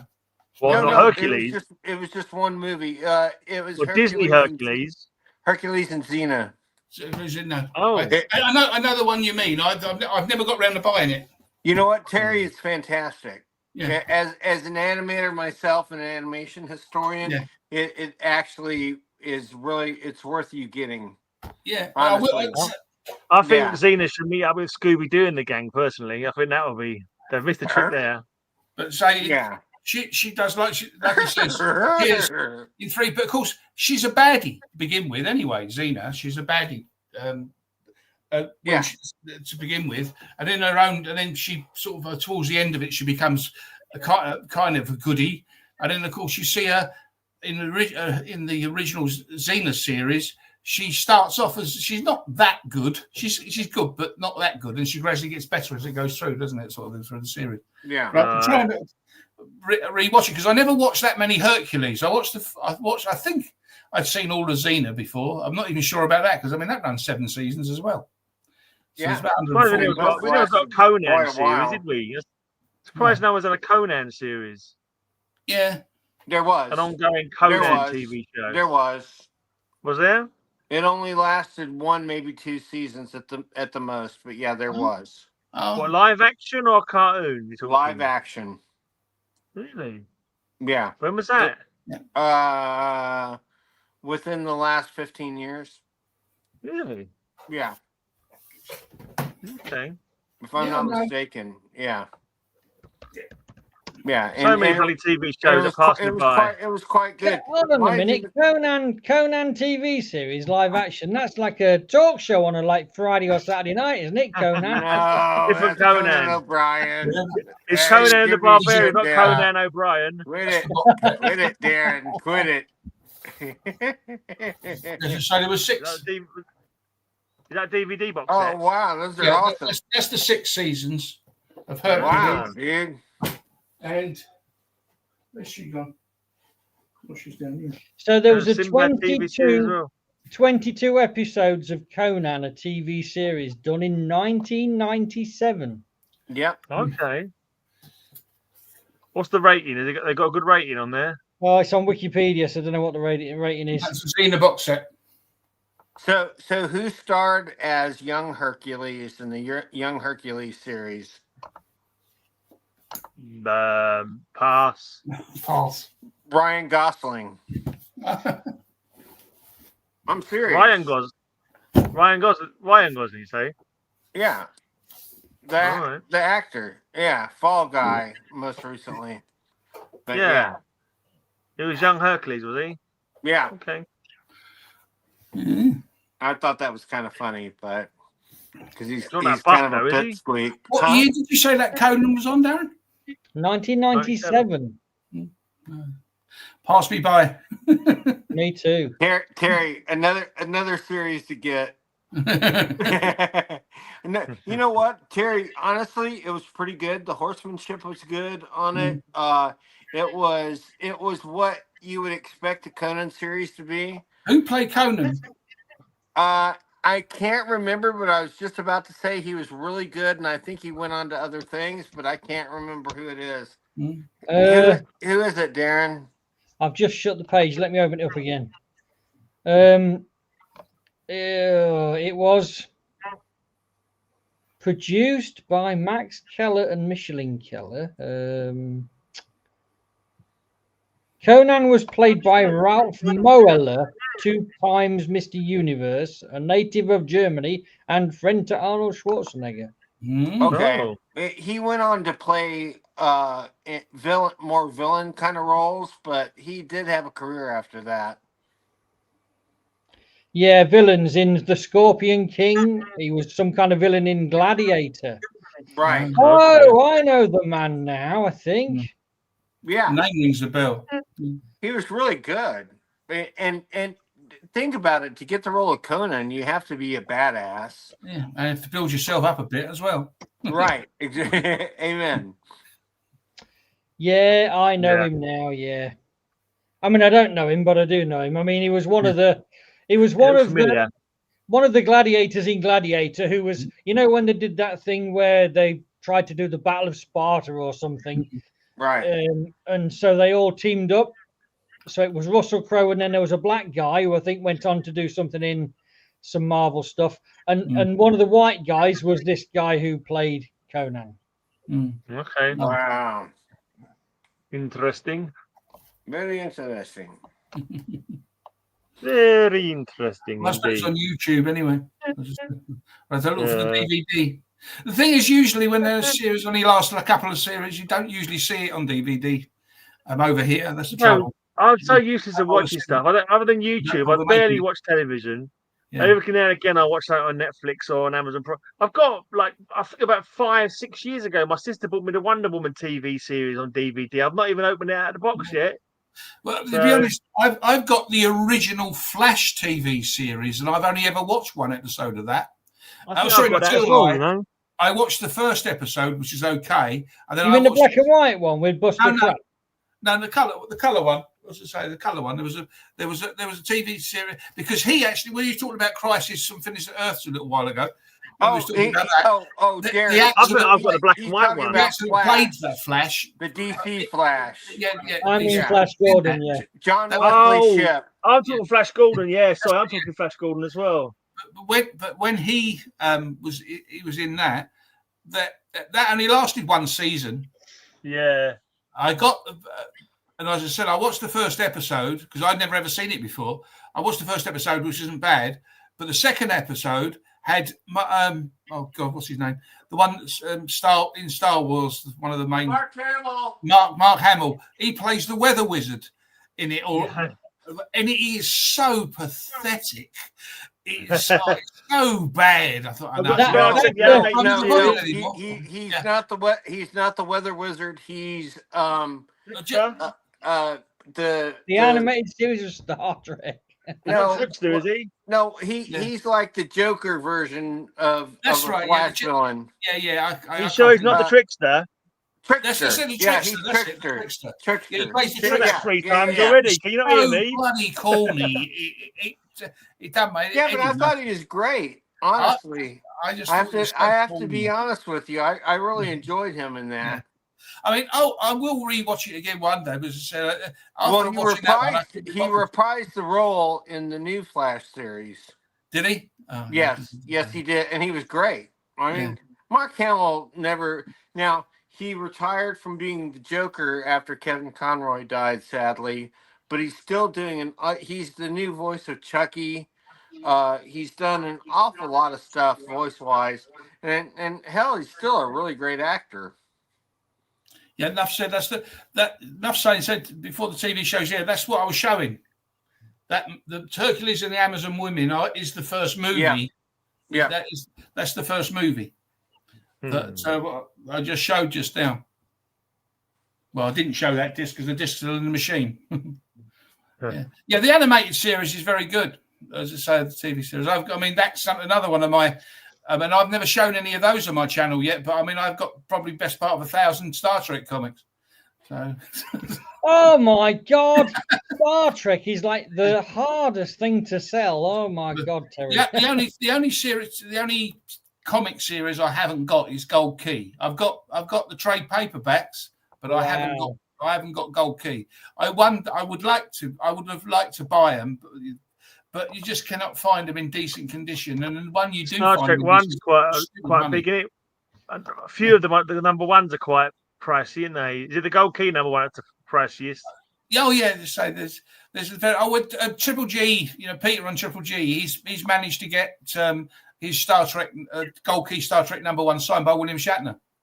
Wow, the golden one signed by Shatner, but. I've got one book signed by Shatner, well, supposedly anyway. Something I bought on the Comic Curing Cancer last year's Comic Curing Cancer. I got that. I show that on my thumbnail on my channel when I show my room.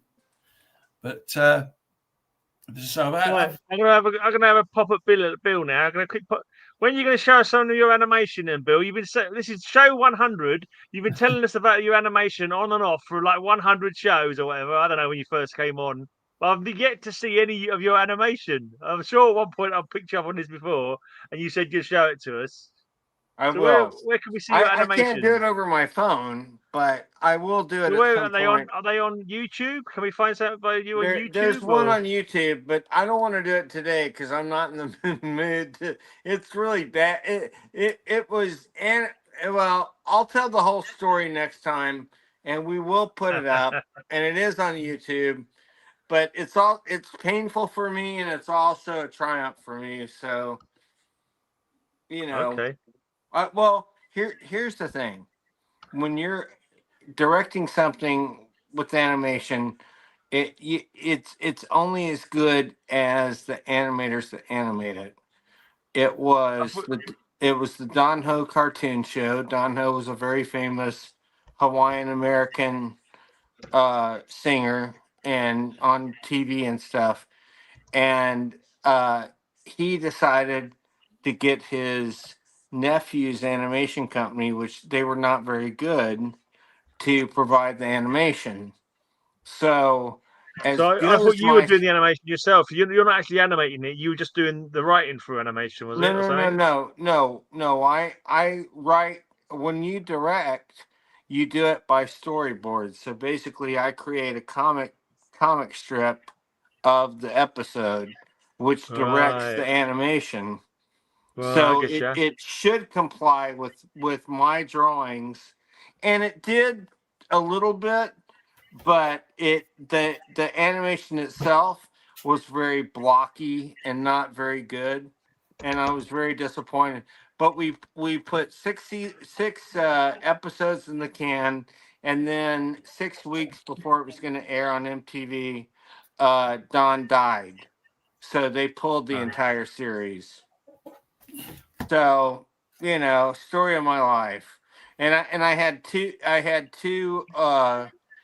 different pilots in the works at Hanna-Barbera, and they got bought out by different people 2 different times, and both times my stuff got nicked. So but I'm happy I even got to that level. Honestly, I mean that's all I got. So I mean I have to be happy happy with that. But I've had a lot of fun along the way. And now people want to hear what I have to say about freaking comic books. Who would ever think anyone would want to know that? But just going to answer. Can I make me big, Gray? I was going to answer quite enough. Sayer. UNS. There you go. It's on disc 1. It's a Hercules and the Lost Kingdom is another character. He was saying, but there it is. As I said, that's the first 2 films. Oh, okay. So that's what he's talking about. Hercules and the Lost Kingdom. Has she gone on to doing any other programs? That want to play Gabrielle? I know Lucy Lawless has gone on to a lot, but I never see Gabrielle in anything. No, I don't know, to be honest with you. I don't think she did much after. Well, no, I did see her in a couple things, but very small roles. I tell you, I've seen some very risque photographs of the 2 of them in a bath.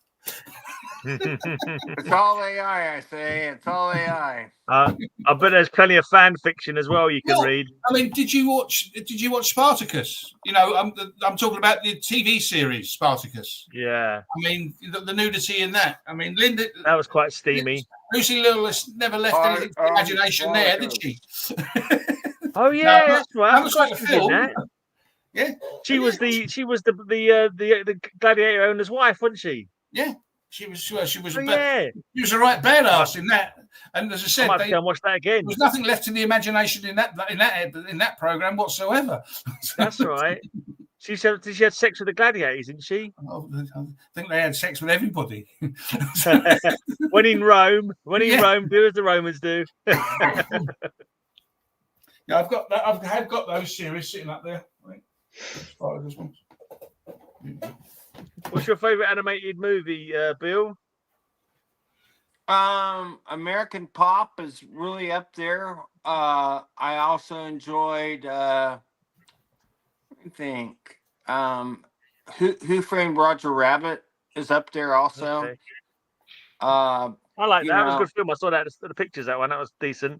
I like The Hobbit, the Lord of the Rings, the old Lord of the Rings cartoon they did years ago before Peter Jackson did any Lord of the Rings stuff. The Rankin Bass one from the 70s or the I think it's the 70s. Ralph Bakshi. It's the one. It was one where it looked like it was animated over live action. Like people came in and did their bit. That was Ralph Bakshi. That's funny. You would say that. I'll take your word for it. Okay, because I said American Pop was my favorite, and that was also Ralph Bakshi also did that. And in fact, American Pop came right after. I never heard of that one. The Lord of the Rings. Yeah, the Lord of the Rings. That was when the video players first came out, and we videoed it, and us kids would go to school and watch it every night almost. We could bloody well quote the whole bloody movie at one point. That's fantastic. Like, fall of a took, throw yourself in next time, and all that kind of stuff. John Hurt was in it. A lot of famous people were in it. Flash Gordon had a cartoon movie as well, which we really liked. And it was also rotoscope. A lot of it, yeah. And there was a really weird one called Gay Purrie. Anyone remember Gay Purrie? Yeah, but that came out before any of us were born. That came out in like 1962. But that was to be on the telly. We filmed that. We videoed that, and we used to watch that all the time as well. The Money Cat song is still in my head to this day. If you remember the Money Cat song from that, I now and again I just break into that still to this day, like years later. Break into it today. Okay, sing it, Gray. Go. It sounds like no who. who knows where the money tree grows? The money cat knows. Do do do do do do do. So, and I can't remember the words, but I'll try and break into it. Can I speak to Quite Enough Sayer again, please? Yeah, you want to get a full screen? Yeah. In the season 1, it says season 1 TV show on the top. That's right. But the first 3 discs in the box set have got those first 5 films on them. And it then might be a different box set than what he knows. And then maybe. disc 4 is when the first 3 episodes of it. No. But these, as I say, disc 1, just fallen on the floor.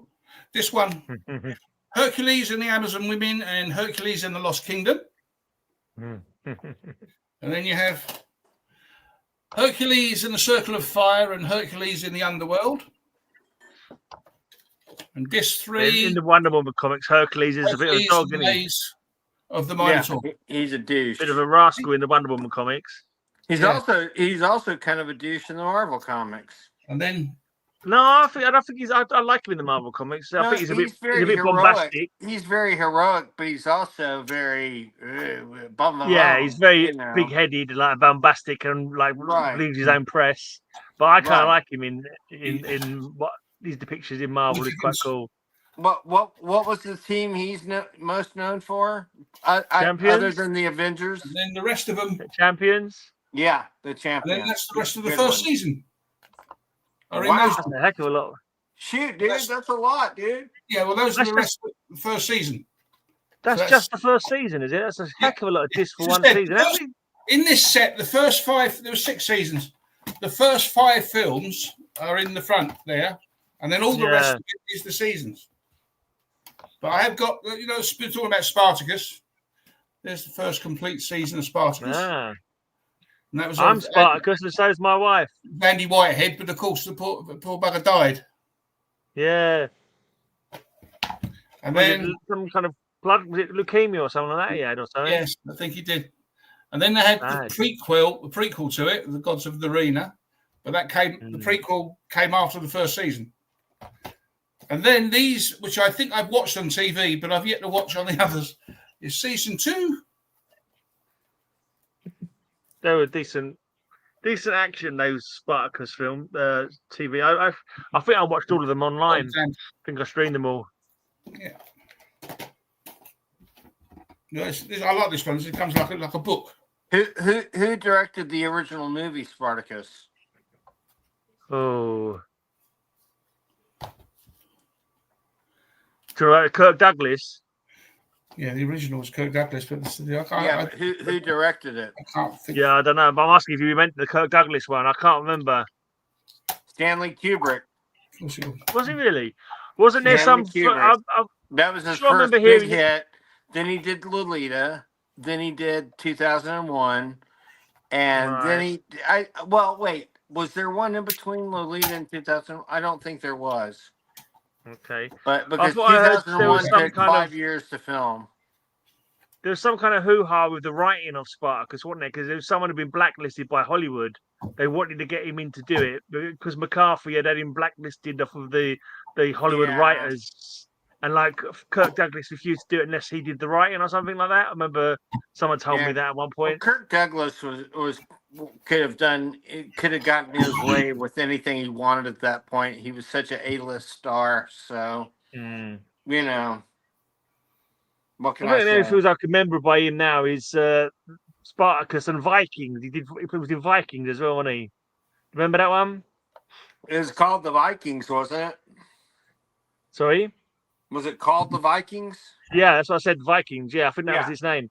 And he only gets stabbed with a broken sword, if I seem to recall. You know what else he was? What Disney movie was he super popular for? Kirk Douglas in a Disney movie? Yep. Am I big screen on this shared screen, Gray? No, the Battle of the Planets intro is. Yeah. Oh, wow. Battle of the Planets? Yay. I'm not sure if this started the same in the USA, so Bill might be intrigued by this. I don't know if you get the video. I'll tell you if it is because I watched it. Exact same. Hey, crazy Hungarian. Yes, Crazy Huntington is right. 20,000 Leagues Under the Sea was the Disney movie. Battle of the Planets. I'm not hearing G-Force. 5 incredible young people with superpowers. Has it got music? And watching over them from Center Neptune, 7 Zark 7. Alex created that character for the American market. Watching, warning against surprise attack by alien galaxies from beyond space.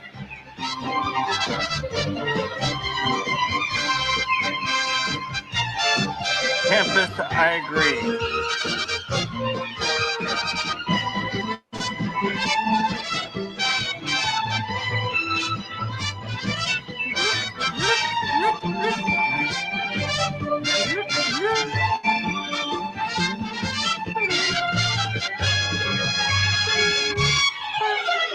G-Force, fearless young orphans protecting Earth's entire galaxy.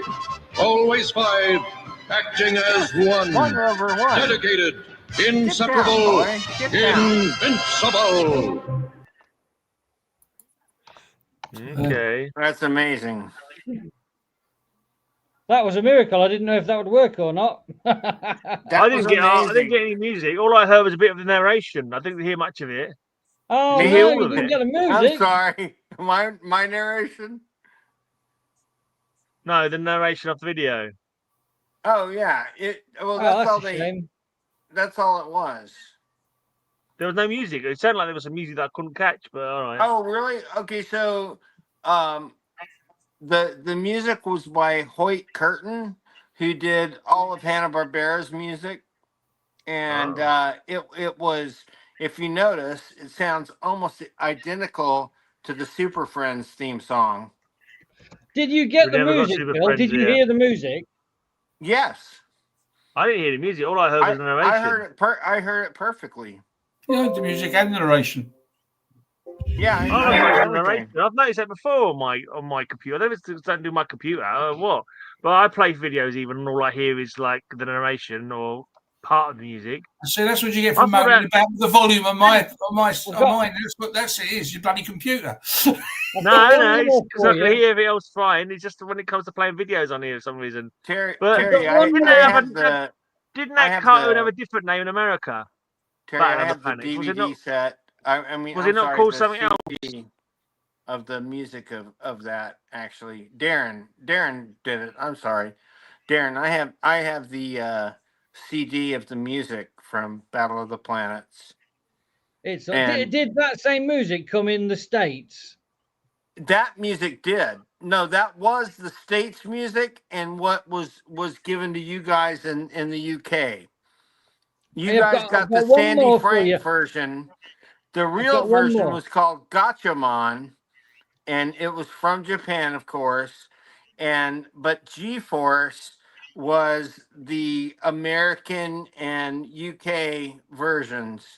Gotcha. It was just, the UK and American are the same version. So, but yeah, Sandy Frank sold it to ITT and sold it to America at the same time.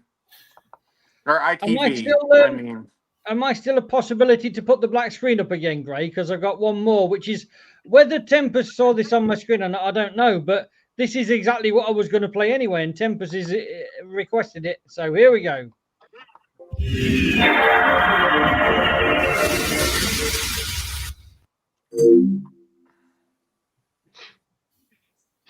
There goes my head.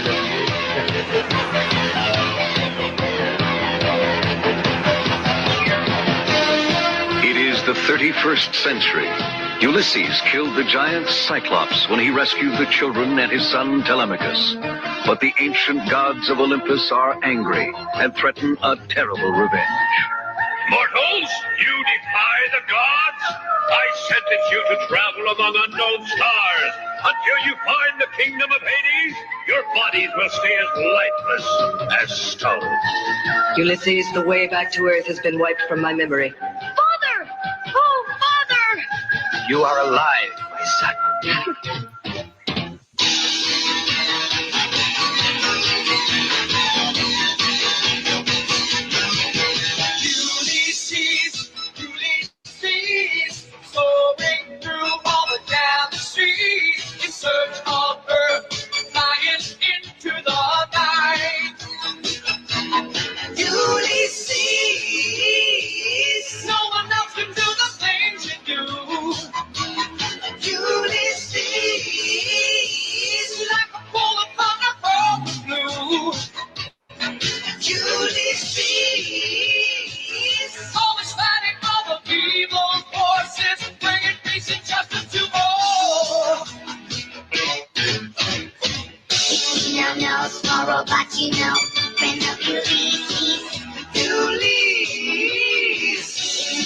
know tomorrow, but you know, friends of Ulysses.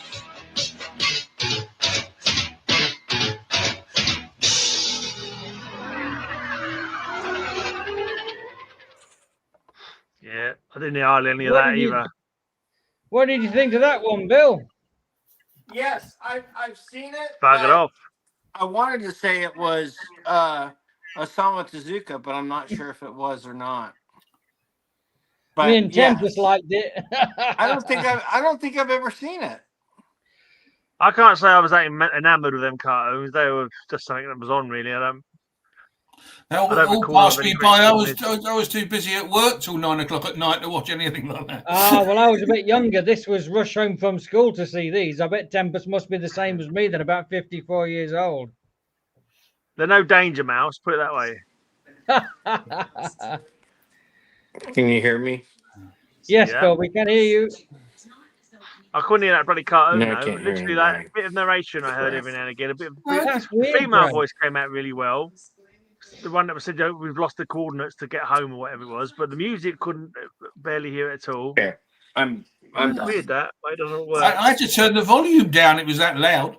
No, it wasn't. It was loud enough when you could hear it, but literally whole sections of it you just couldn't. It was just like that, and then suddenly a loud bit would come on when you could hear it normally, and then it went back to. How long did that last then? How long did that last? That was 2 minutes, that Ulysses. That was like the really long version, but it would be 90 seconds of music before every episode. Do you guys say Ulysses? No, I think now how long did the cartoon last? As in the years? We say Ulysses over here, not Ulysses. Is that a British thing? Ulysses? It was actually French, I think. They call it Ulysses 31 from the 31st century there, wasn't it? So I'm just Googling it. It looks like it was 26 episodes. I thought I saw half-hour episodes a minute ago, and it's not French at all. It's Japanese. Oh, country of origin, France and Japan. Right. It was a joint. It was a joint deal. Yeah. Even though they stole the idea from the Greeks. Yeah. Oh, they totally did. They totally ripped off the Greek. Poor Greeks. Oh, I've got to do one more. Is Ulysses because Odysseus, isn't it? Ulysses, is that the same as Odysseus, isn't it? Is that an alternate name for Odysseus? But that is the same story, or they changed the name from Odysseus to Ulysses. No, they're two different dudes that went on very similar journeys. Well, no, I'm sure it was Odysseus that killed the Cyclops. One was Roman and one was Greek, I think. That's what it is. Yeah, they're exactly the same person, but different. A Roman version of the name, and a Greek version. Goliath. Yeah. Goliath. Or no, Goliath. He was the Cyclops, wasn't he? Goliath. I got lost. Odysseus. Yeah, no, it was a Cyclops. And he said, who's blinded me? Who's done this to me? And he said, oh, no one's done it. And he said he was no one. But then as he was leaving the island, he said, Odysseus has done this to you.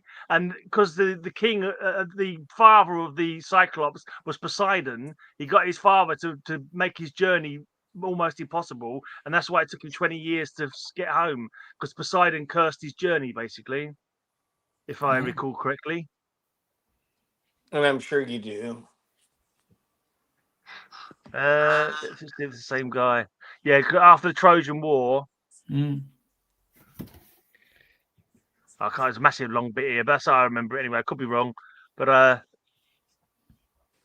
yeah, the Cyclops Polyphemus. Anyway, I can't bother to read the whole Wikipedia. But yeah, I think Ulysses and Odysseus are like just two different names for the same guy. Like you say, one's probably the Roman version, right? And one's the like Heracles and Hercules, isn't it? Yeah. Right. Maybe. Yeah, based on the Greek myth in the 31st century. Yes, exactly, Tempest. Just in the 31st century. But at least they did put it low enough that nobody's going to remember it in the 31st century if we ever get there. Yeah. Like all these sci-fi films they make in the year 2000. Yeah. Great. Can you tolerate one more? If you must. Well, this this one is not animation, but this one from anyone, from me and Tempest's generation, will just probably howl with laughter at this if they can remember, if they ever saw it. But I'm not sure whether Bill will ever have seen this. Now, the video's 3.5 I'm the minutes. same generation you are. I'm just 7 years older than you. Come on, man. I'll stop it at 2.5 minutes so it doesn't go on forever, okay? Okay, But, okay, good. I've just got to get the share thing right. But there's a little bit of like talking in the beginning, so you got to listen to the talking because that was at the start of every show as well. Oh Jesus! Go. It's funny. Hear it. Go for it. I've got to figure it out again how to do this shit. Here we go. I kid. Is it on, Gray? Yeah. Yeah. Can you not see it? Or just... It only had 2 series. Is it really? 50 episode. Kids will get their rakes out of their sheds and run around the garden throwing their swinging their rakes around. It was the thing that he used to get from behind his ear, his staff, right? And he used, when he blow. That's what always fascinates me about some of these old programs you used to watch when it was, when you were a kid, because you look at them up now and you find there was only 1 series and there was like 15 episodes. Yeah, and you would have sworn it ran for years. Yeah, the best one for that is bloody Bagpuss. You think there was like 100 episodes of Bagpuss? It turns out it's only 12 ever or something. Yeah. And it's just such an amazing little show that was. It's like Bagpuss. It's great. Mr. Ben, isn't it? Like, I think there was only about 18 of them. Well, oh, really? Wow. The only thing that I can think of that sucks about British series is your seasons are much shorter than ours are. Yeah. Oh yeah, much shorter. And so 6 episodes quite often. 6 episodes will be a season. Yeah, and over here, we didn't call them seasons, did we? We called them series. Yeah, exactly. Well, it wasn't. It was in America when they completed 6 You're right, seasons, Terry. Series, but we call them series for some reason. No, I agree, but it's the same thing.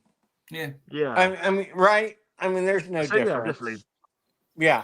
Did you see they made a new monkey recently, Darren? What? They did it was like an Australian one, like similar to the what do you call it? The Japanese. Hercules. That kind of like level of like, I think it was done in either New Zealand or Australia, and like it was a retelling of the monkey story, and it had all the Tripitaka and Pigsy and Sandy in it. Did you catch that, Darren? Oh, there's Bagpuss. Sweet old Bagpuss. What the hell is Bagpuss? Bagpuss is a cat. Oh, I have no idea. Never heard of Bagpuss. You got to see Bagpuss. Yeah, Bagpuss is the best.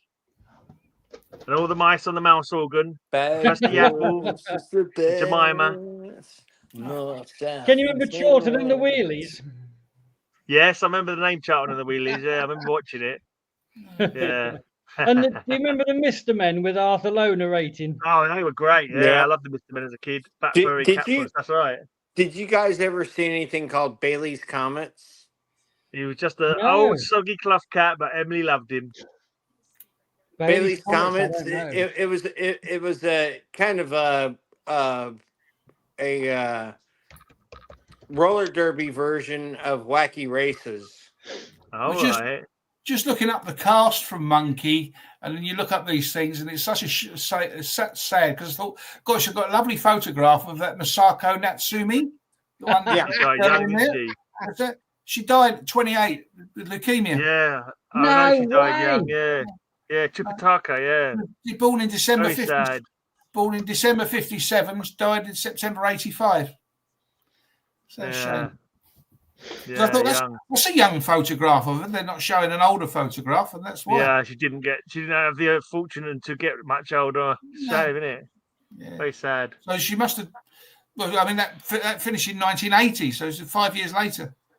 Jamie and the Magic Torch. Yeah, I remember that one. That was you would have liked that one, Gray. That was like hard rock intro. That was.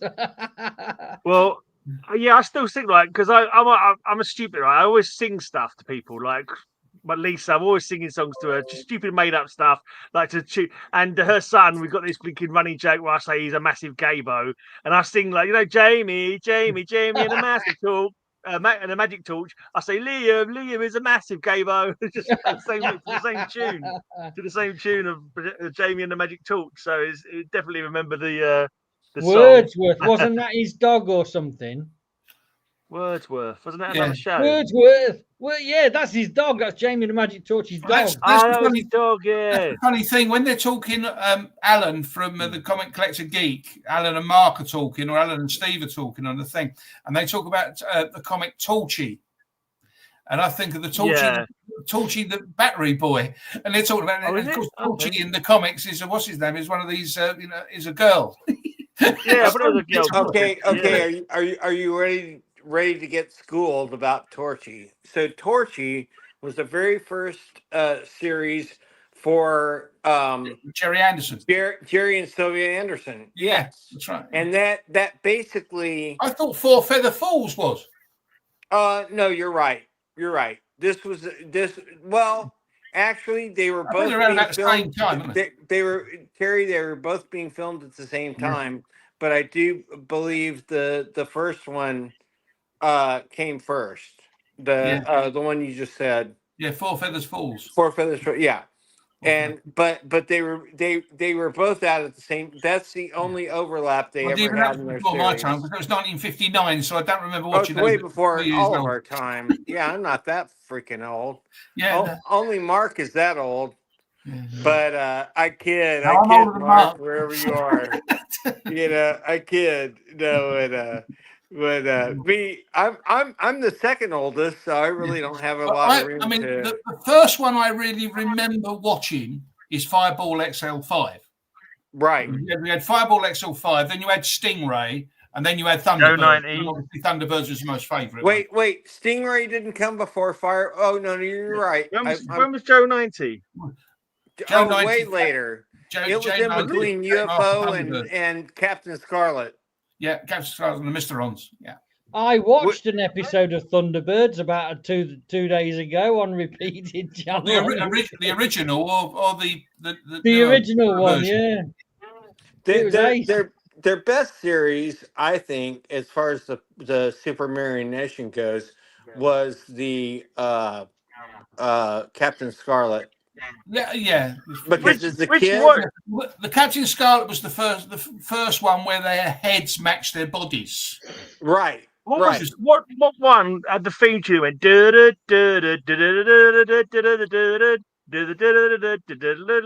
that a Joe? Was that Joe 90? I think so. Yeah, it might have been. I mean, that's a music that always goes quite often. I hear that music remember that tune. Okay, now I have to sing Captain Scarlet. Captain Scarlet. And the Mysterons. We all the Mysterons. We will grab you by the gonads and shake you till you die. I mean, that's basically what it was. They scared the crap out of me when we moved to Hawaii. Grab you by the gonads. Grab me by the gonad. Yes. When I was 7 when we moved to Hawaii, and that was showing on KGMB, the major CBS station over there. And oh my God, that show scared the crap out of me, but I loved it. Yeah. And it was fantastic. Yeah. And it was actually more, and so I've been running it in the store the last few weeks. Did you ever see the guy from the 5-0? What? When you was in Hawaii? Did you ever see the guy from the 5-0 when you was in Hawaii? I was actually in 2 episodes of the original Hawaii 5-0 as an extra. But thank you very much for asking. But you still get royalties from repeat. Darren has no problem believing that, I bet. No, I was. I was in a scene at Alamoana Mall, the largest mall in the United States, or in the world at one point. And what was you, 6 or 7? I was 7 and 8 when I was on the show. The other one, I was at the airport. So was you paid extra, or did you just in the background? Did you get royalties? Well, no, I got something. I didn't get paid, but they gave us something Hawaii 5OE. I can't remember. I think it was a signed poster by that Jack Ward had done the artwork on. I wish I still had it. I wish I still had it. No, but as a kid growing up in Hawaii, it was so weird that show was being filmed there because that what was his name? Was it Jack Pope or something like that? What was his Jack name? Lord. Jack Lord. Jack Lord, not Pope. You're going all Catholic on us now, right, Darren? Yeah, maybe. What was his site? Get him, Dano. What was his? I can't think of his. Book him, Dano. No, Book him, Dano. Book him, Dano. Yeah. Yeah, but who said who loves you, baby? Kojak. Kojak. Darren didn't know. I knew Kojak, yeah. Geeky fact about Kojak was the first, and as far as I know, the only American TV series that was shown in the UK before it was shown in America.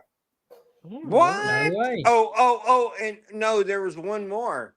Canon. Canon as well, yeah. I didn't know that Canon. But yeah, it was more first, right? It was more popular in this country than it was in America, so they showed it here first. Canon. I'm not saying every series. He was a fat detective. The second series, they were showing it here a week before it was shown in America. Yeah. There was Canon first. Yeah, I like Canon as well. It rings a bell, Canon. Now you say it does ring a bell slightly. Yeah. Like he died quite young, didn't he? C-A-N-N-O-N. Yeah, that I was watching. He was rather overweight. Someone shared a video clip. Someone shared a video clip from the old Incredible Hulk TV show. I remember watching it as a kid and loving it. And it was like literally he was fighting some bloke in a gorilla suit, and it was so terrible. It was just like, oh my god! Oh yeah. I used to eat this up as a kid, but looking at it now, it's like, my gosh. Oh no, Hey, I agree. That tune is it's like Gorn on Star Trek, isn't it? Yeah. Yes. Boy, they turned them into badasses now. Oh yeah, it's brilliant on the new series. They crap look real, out of me. Real bad. Yeah, they look like velociraptors from Jurassic Park now. Don't they? Crossed with the alien. Yeah. Exactly. I have to agree. Yeah. It's gone black again.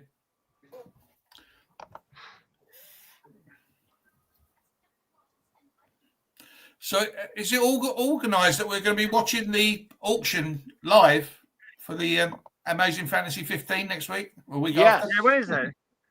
It's what actually, I think it's in 2 weeks. Well, no, I guess it is. Is it next week? It's the 20th. No, I don't think it's next week. It's if I have a look, it's got left 13 days left.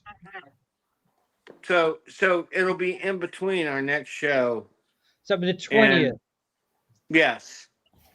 Dude, I'm excited. I'm so happy you guys are going to do that. That makes me super happy. And I will be there with you. The 20th does appear to be a Wednesday. That's a Wednesday, the 20th. Yeah. Oh, well, that's not. Is that bad? Is that late? Kind of good, but it depends on the times, but it doesn't make any difference to me. Well, I'm happy that you guys want to share in this because it's one of those. Oh, what is this? You see that? The Gorn. Oh. It's me fighting a Gorn.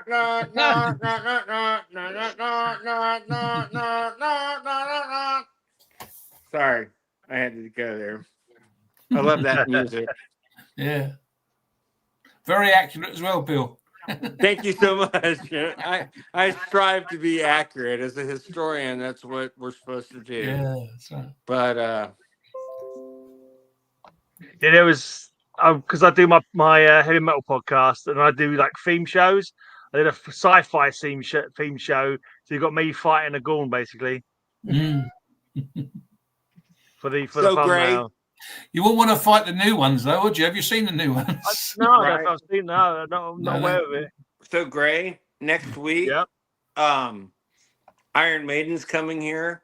Tickets are still available for $50. Should I go? Oh, that's not bad. It's a lot cheaper than it is here. It's £100 here. What?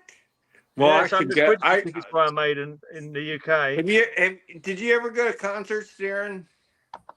No, I've never been one for music. I've only ever seen. Oh shit! That one, Naked two girls brothers from dancing. Oasis. Oasis is it? Yeah, from Manchester. Oh, really? Well, that's I've a only good one to seen see. that If one. that's all you ever saw, that's a good Yeah, one. but I came away and I thought that was a load of shit. I'm not going to go to another concert again. Because they're Oasis, but yeah, but good, but not good. But you know, it's funny. The first British band I ever saw was I was 13, or I just turned 14. I can't remember which. And I actually here in San Antonio, I saw the Sex Pistols. And dude, what a shit show that was. Yeah. I mean, I expected a lot more than that, but you know, I think I'd seen Kiss right before that. And Kiss put on such a great show. And then the Sex Pistols, you know, they were just like basically jacking off on stage. Not exactly, but who is that? That's I did a Twilight Zone theme show. Like I did like a show for every episode. So there's me looking through the window at William Shatner for the the one where it's like terror at 20,000 feet or whatever it's called. So that's me being there's me with my Twilight Zone shirt. That's awesome. I did one because there's 5 series. I did 5 shows, and I did a silly picture. There you go. There's me joining the whatever these guys are for one of the Twilight Zone episodes. Yeah, doing my best impersonation. That was one of the ones we mentioned in the panel we had last week at Comic Fest. That's a boring one. That's just the logo. This one, the last one is quite good. If it's where is it? There I am. That's funny, dude. Yeah. To serve man. Funny. Did you ever to serve man up there? Yeah, that's it. Serve man. I think the other one might be number 9. Looks just like you or something like that. I can't remember now. That last picture of it. Anyway, yeah. I find those amusing. That's very funny. Porn, exactly. Pornography. Come on, Darth Ken. Pornography. The first band I ever saw live was Slade. Okay. Wow. Did you wear flares? Was you wearing your best flares? I probably was. But it was called, did you have collars out there? It was called Till Death Do Us Part. The album came out, Death as in DEAF. And they were right, because my ears were still ringing a week later. Never been anywhere so loud. Because they always said about Noddy Holder, why aren't you stone deaf? He said, well, we stand behind the loudspeakers. Yeah. Because the stack of speakers they had was just unbelievable on the stage. Massive, great bloody things they were. And there was people standing by it. I was right at the bloody back. And I'm glad I was. Because, as I said, my ears were still ringing a week later. God, I just think they were deaf, definitely. So were you guys ever Saxon fans? I've seen them live, but I was not a fan of their music on vinyl. I had one record. I really loved them. They were one of my favorite bands. Live, they were cool, but like the only album I had by them was dull as crap. wasn't heavy enough for me. You know what I mean? Like my stuff heavier. There's 1 p.m. Yeah, I like that song actually, but you know the story. It's not a story. It's true, but it's a true story.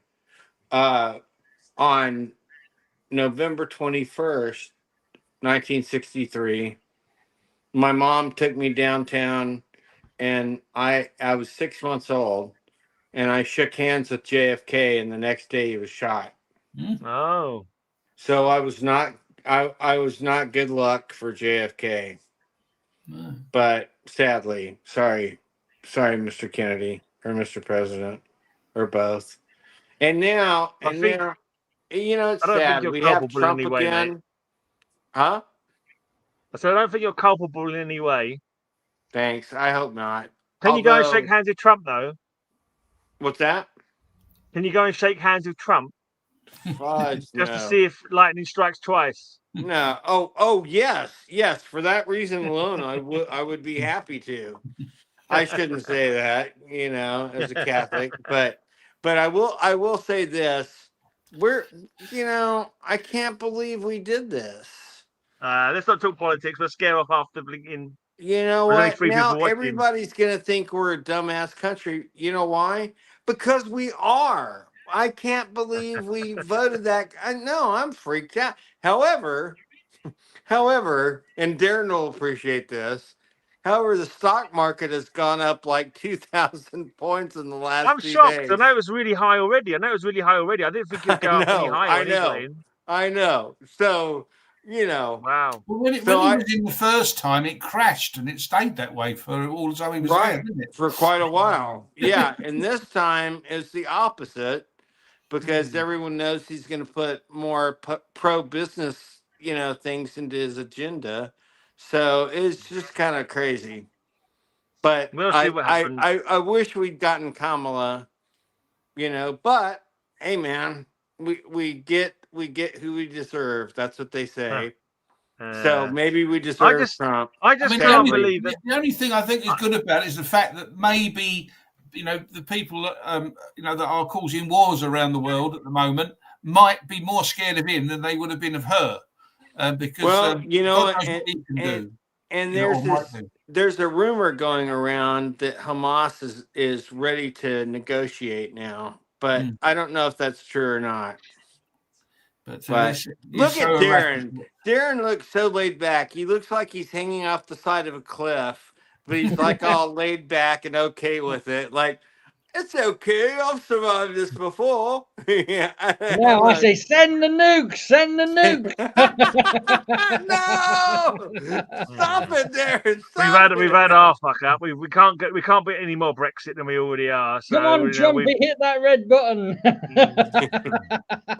Well, might be a welcome release for us all, mightn't it? There's enough missiles. So they just sitting around, nuke the world and give the cockroaches a chance. That's what I say. I think the cockroaches will do a better job of this plan than we did. Are still working, but they don't always grandfather in all of them. Like supposedly there's still some in there from the 70s. I don't know if it's true. Another thing I don't understand about the way that the American, the way the American state thing works. Yeah. Trump is already making speeches, and yet he won't be inaugurated until, what is it, the 26th of January? Yeah. But our First Amendment says he can do anything he wants now. and well, he will do. He'll clear himself, won't he? No. Well, yeah. He's gonna orchestrate everything to where none of his felonies count, and he's gonna have. I mean, it's just kind of sad. I mean, I just have to say, as an American, I'm very disappointed. But then the thing is, though, if he can make it so that none of them count, does that mean anybody else has done any of their bad things? I'm not having a meltdown like a lot of my friends are. Yeah.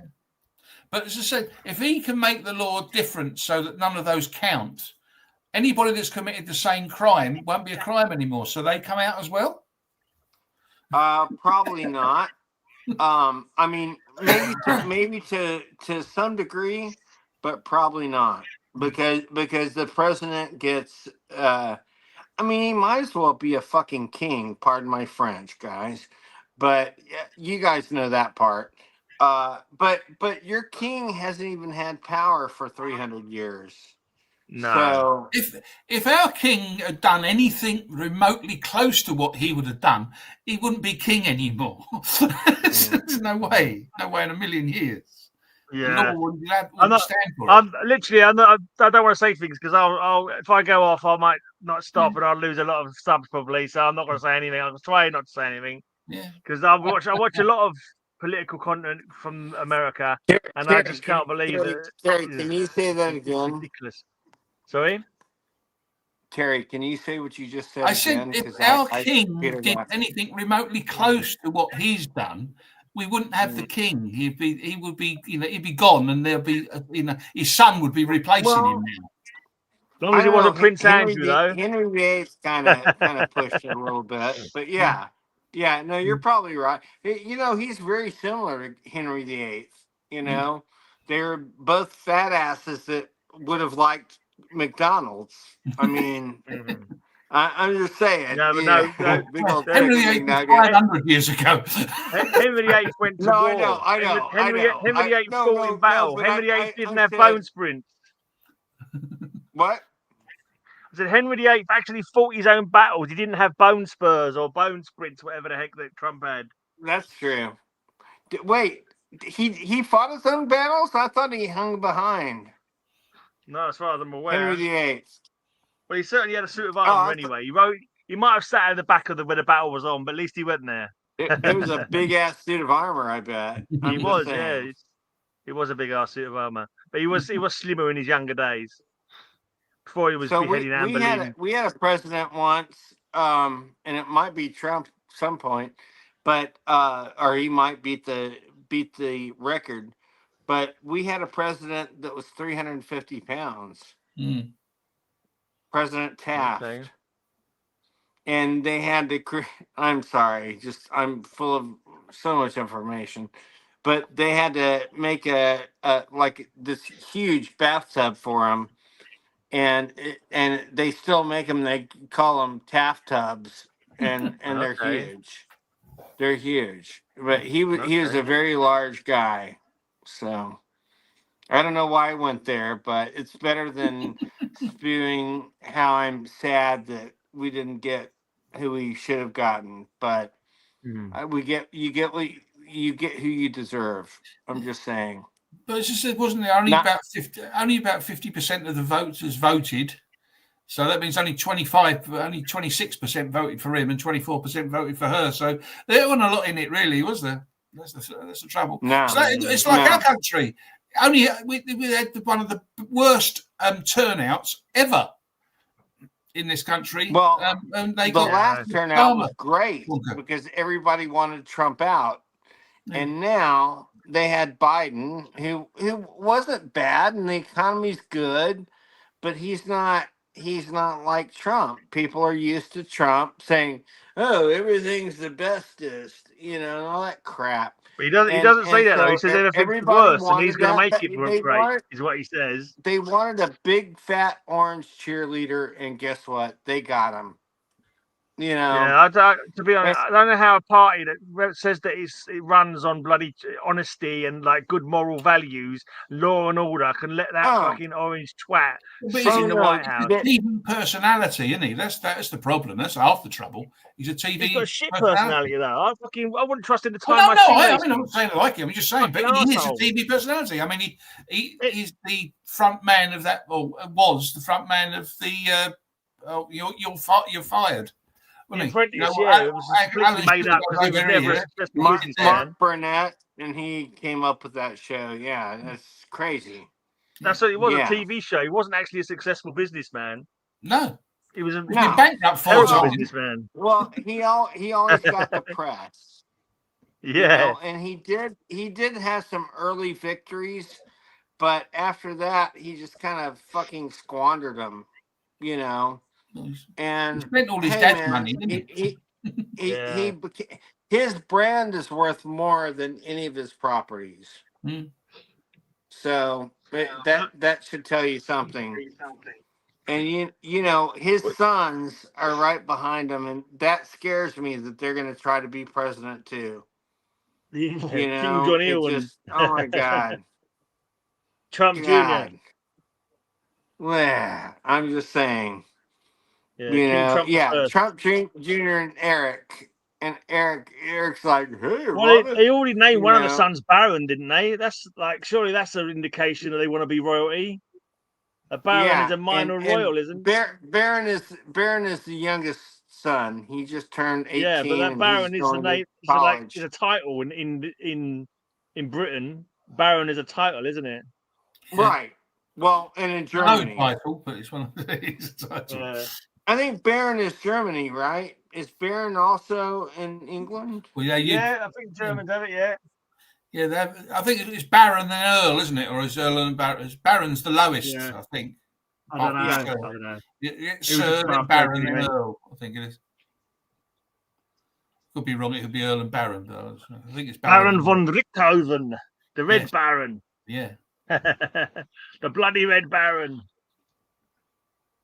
Came back for the score. 10, 20, 30, 40, 50 or more. Bloody Red Baron came back for the score. Is that one where Snoopy's fighting him? That's it. Is that Snoopy versus the Red Baron? Yeah, weird. Yeah, but that was the top. That was like a #1 hit back in 1968. Very strange. So, strangely enough, after the first time he fought the Red Baron was in what on TV? Was on what? I have no idea. Saturday Night Live. the Great Pumpkin. Charlie Brown. Yeah. Can't say I've watched an awful lot of Snoopy, to be honest. I love Snoopy. Snoopy rocks. I think the cartoons were on here, but they weren't like massive, were they? I don't think. Do you remember seeing the Snoopy cartoons here, Darren? No, not so much Snoopy. Vaguely, I think one now and again, but they weren't like they were kind of like sneaked in. They weren't like lauded as like, oh, there's a new Snoopy cartoon. They were just like, oh, there's another cartoon on. Okay, it's a bit rubbish. It wasn't really appreciated that much. I think there would probably be daytime TV, like when we were off school. Maybe. Oh, really? So they were all prime time over here. The Peanut specials. So Charlie Brown Christmas and It's the Great Pumpkin, Charlie Brown. Those were both. So those are. So I was alive when those came out. You guys weren't. And I do remember vaguely seeing them, but they weren't like that popular. I don't think. You're an ass, Charlie Brown. I think that was the best one. And they were quite quick, Charlie like Brown? 3 minutes long or something. Yeah, something like that. Sorry. They were pretty quick, like 3 minutes long or something. I thought they were long. I thought they were quite long actually. Longer? 20 minutes or so. I don't know. Oh, that's a long one. It's a long time ago now. Everybody should finish this up now. Anyway, let's all go to bed. Whatever. Not together, obviously. Have a great week. I'll see you guys next week, and we'll talk about countdown proceedings. Yeah. If you want to go for that rest of that list, great though, to and see you, buddy. if you want to hang on and do that, you can if you want. Right, see you later, guys. See you next week, hopefully. Cheers. 100th show. Okay. Wow. 100th show. Wow. I can't believe it. That was show 100. Look at all the extra new things that we did for it. Yeah, that was more TV intros. That's probably stolen my 12 pence ad revenue has disappeared because of that copyright infringement, probably. See you later, See you later, folks. Yes.